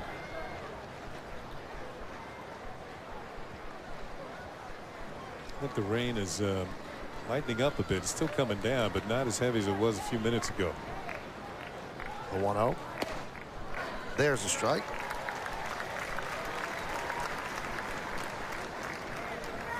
Juan Miranda at the plate.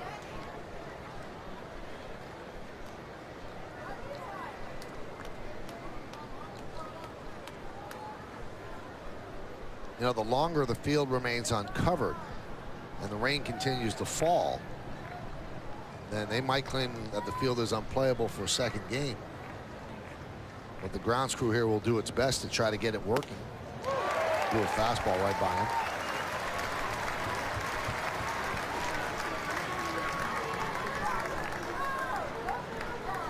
Papelbon, each pitch will go back to the backside of the mound and rake the mud out of his spikes. I have a feeling we'll see some of the drying agent thrown on the mound in between innings.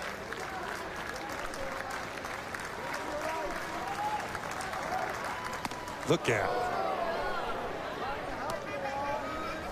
I wonder if that drying agent works like other agents, just soaking up 5%.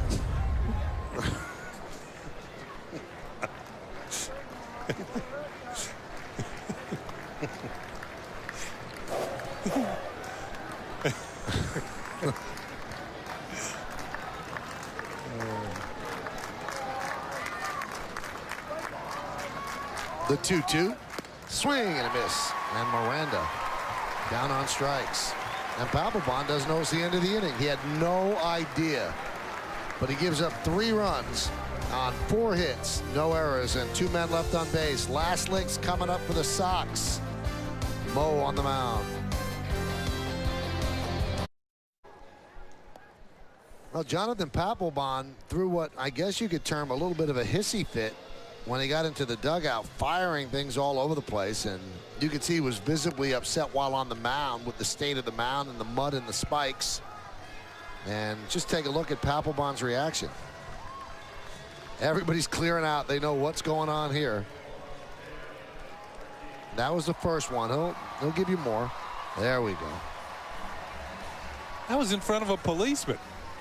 And also, you could hurt your foot too. And the policeman said, "You know what? This isn't worth it." I'm going to call for backup. So now Mariano Rivera needs 3 outs to nail this one down for Mike Messina. David Ortiz digs in. Foul back. Continues to drizzle here now at Fenway Park. Rivera came on to get the final out of the 8th inning. Well, they didn't go to the drying agent. I guess they feel that if pitchers would complain, then they would do something. Boy, if Papelbon wasn't complaining, Kenny, I don't know what complaining is. And that's the home team. He wasn't happy about something. Maybe you were right about just being out there. But I think from Terry Francona's standpoint, what if the second game isn't played and Papelbon doesn't get to work and then goes into a playoff situation without facing hitters? Rip foul. And Papelbon's day is over. Heads up the runway and goes to the Red Sox clubhouse. And there goes the shirt. He's done. What a happy fellow. The 1-2 missed outside.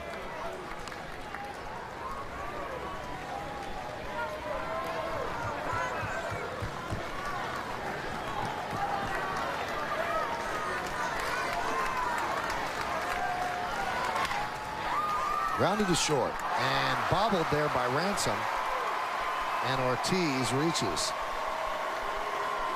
It's a tough field right now, and the Red Sox have to deal with it. Now the Yankees are going to have to deal with it. It's going to go down as an E6. Let's see if we see another erratic hop here. No, that was not an erratic hop. That was a ball that should have been fielded. So Ortiz is going to be safe on what should have been out number 1. Looked like underneath the glove and off the left ankle of Cody Ransom. They want Miranda to play behind Big Papi.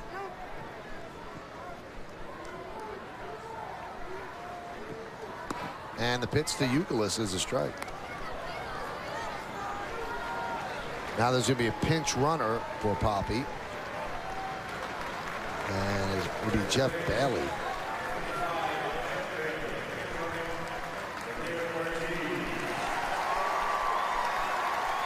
So Ortiz reaches on the E6 and then departs for Bailey.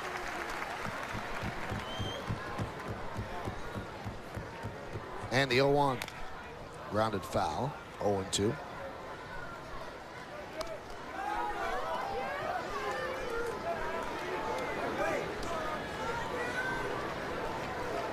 A lot of the 37,091 in the crowd have departed, which will make it easier to clear the place and bring the new crowd in.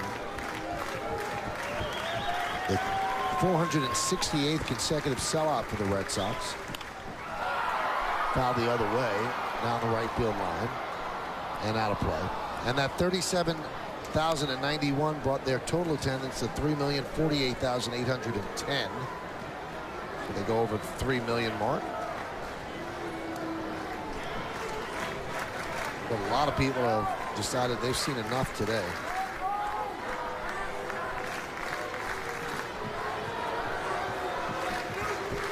And the 0-2.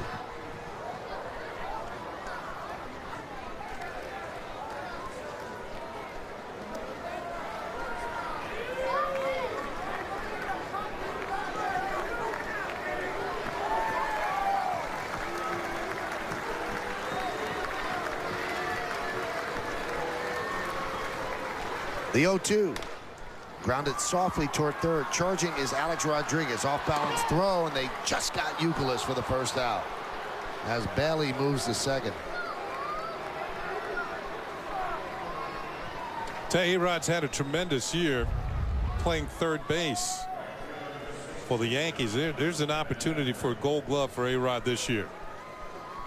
He's always had the strong arm, and man, he makes a nice play to throw out Euclid.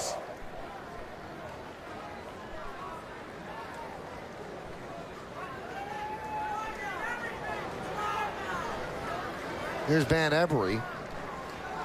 Took over for J.D. Drew in right. Pitch inside.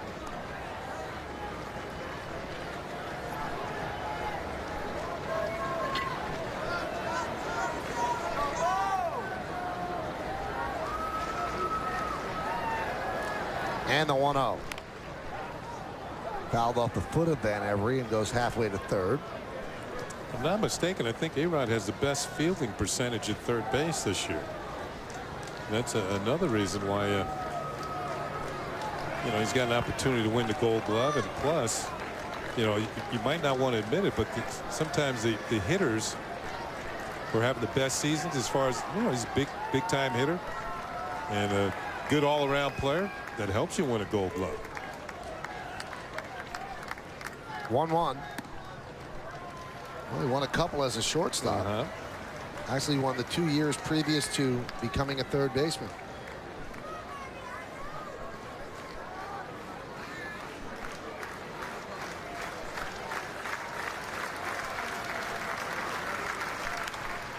Popped up.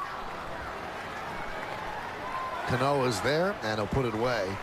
And the Red Sox are down to their final out. And Mike Messina is 1 out away from making history, personal history and major league history. If Rivera could nail down this final out, and he's pitching with a calcification in his shoulder, or a cranky shoulder is the way it's been described, and one that might have to be arthroscopically repaired during the offseason. If he can do this, then Mike Messina will become the oldest pitcher to win 20 games for the first time at the age of 39. Here's Jason Bay. Pitch inside.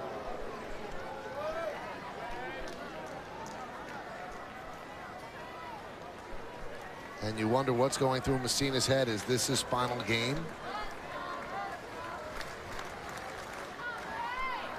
And the 1-0. Upstairs, 2-0.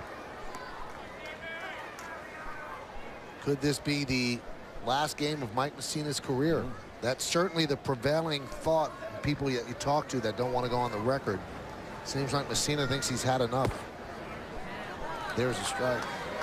You know, if he does pick up 270 today, which it appears very likely, and people say, well, why don't you go for 300? Well, you know, as getting older, it might not be as easy to win 20 next year, even win 15. And if you go for 300, Kenny, you might be committing yourself to 3 years. 3-year deal. Yeah.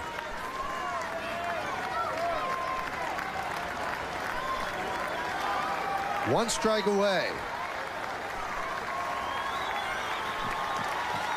And the 2-2. Did he go? No, he did not. And the count now 3-2. Yeah, not even an appeal.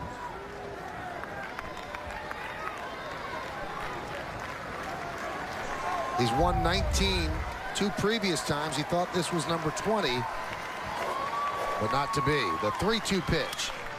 Broken back ground ball to Ransom. This should do it.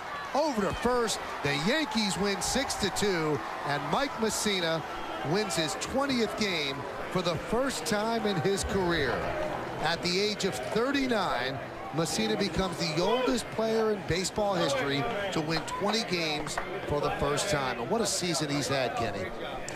Well, he's been the leader of the staff in the absence of Chien-Ming Wang and Andy Pettit being a 500 pitcher this year. When the Yankees needed big wins, Mike Messina was the one to give them big outings, and 20th victory of the season, 20-9. And what a year for Messina. Great ERA, tremendous control. He showed it again today. He left with a shutout going, and the Yankees win 6-2.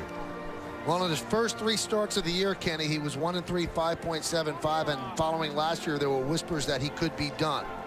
Well, coming into this one, his last 29 starts, he was 18-6 with a 3.21, and now that goes down. So he's 19-6 with an under 3.2 ERA in his last 30 starts of the season. Just absolutely outstanding. And in his last 3 starts, he needed 3 wins, and that's exactly what he got. So Mike Mussina is usually taciturn, big smiles as he celebrates his 20th victory of the season. First time he's done that in his career. And as you can see, our Kimberly Jones is with Mike Mussina. Kim? Thank you, Michael. I am with 20-game winner Mike Mussina. How does that sound? Well, it sounds pretty good, I guess. It's been a long time, and I've been close. The guys played great today. It was a sloppy day, and you know, they went out there and played hard. I know, you know, we wish we'd still be playing next week, and it was a good day. It was a fun day. I got some ground balls when they needed them. You know, the guys played real solid. It was so far, it's been a fun day. Were any of those innings, though, you were so economical while you were out there, and then the bullpen did have a little bit of a rough start there? Well, Phil came in. Cole came in the 7th pitch, great. The 8th inning got a little shaky. You know, Jabba walked the first guy, then doubled down the line, and you know, all of a sudden things are taking off. And you know how the Red Sox are; they always have a way to find a way to get some runs late in the game and win a lot of those games. So, you know, Joe told me a couple days ago he'd have everybody ready, and I guess that means mowing the 8th to, you know, to hold it to a 3-2 lead. And then we came out with Papelbon pitching, and it raining pretty good, and we put some more runs on the board, and that was really big. Given any other circumstance, Mariano probably would have been shut down. Does it mean something to you that it meant something to him to say? Yeah, you know, we've been playing together for quite a while here, and I know he's not feeling 100%, but you know, he's still throwing the ball great, and I'm glad he came back from New York to pitch this game. So I got to thank everybody in the field, all the relievers that have been up all year, everybody. Let's get to you for a second. To be the oldest pitcher in history to be a first-time 20-game winner, that's got to be gratifying, Mike, given how many times you've been counted out. No, it took me a long time to get to something like this, and I've been close a couple times, but it was quite a few years ago, and last year was no fun at all, even though we went to the postseason, and to come back this year and from the beginning wondering if I was going to have a job on the last day of the season be able to be a 20-game winner is pretty fun. Is this it, Mike? Is this it? Is this the last time we're going to see you on a mound? You know, I don't know. I really don't know. We got to get away from him a little bit and see what our options are. If it is, it's kind of a nice way to go. It is indeed. Congratulations, Mike. Thank you. Michael. Thanks a lot, Kim. Congratulations indeed to Mike Mussina, who had an MVP-type season. So 20 wins for Mike Mussina. That says it all. He's been looking for that his entire career.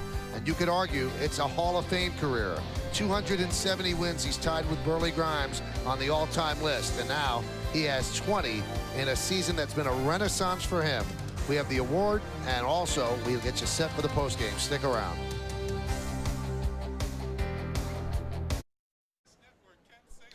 It is time to announce the Chevy Player of the Game.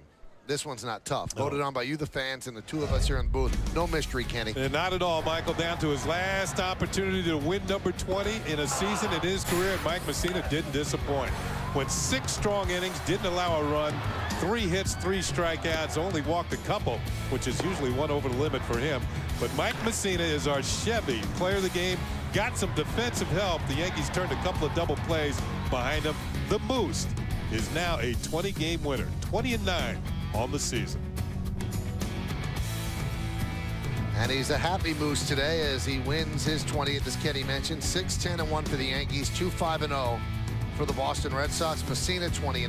Matsuzaka, his 3rd loss of the year, 18-3. Rivera, his 39th save, 49th save for Mike Mussina in his career. Time of the game, 3:16. And Nady, he gave the Yankees a cushion they needed. A 3-run home run in the 4th inning off Matsuzaka.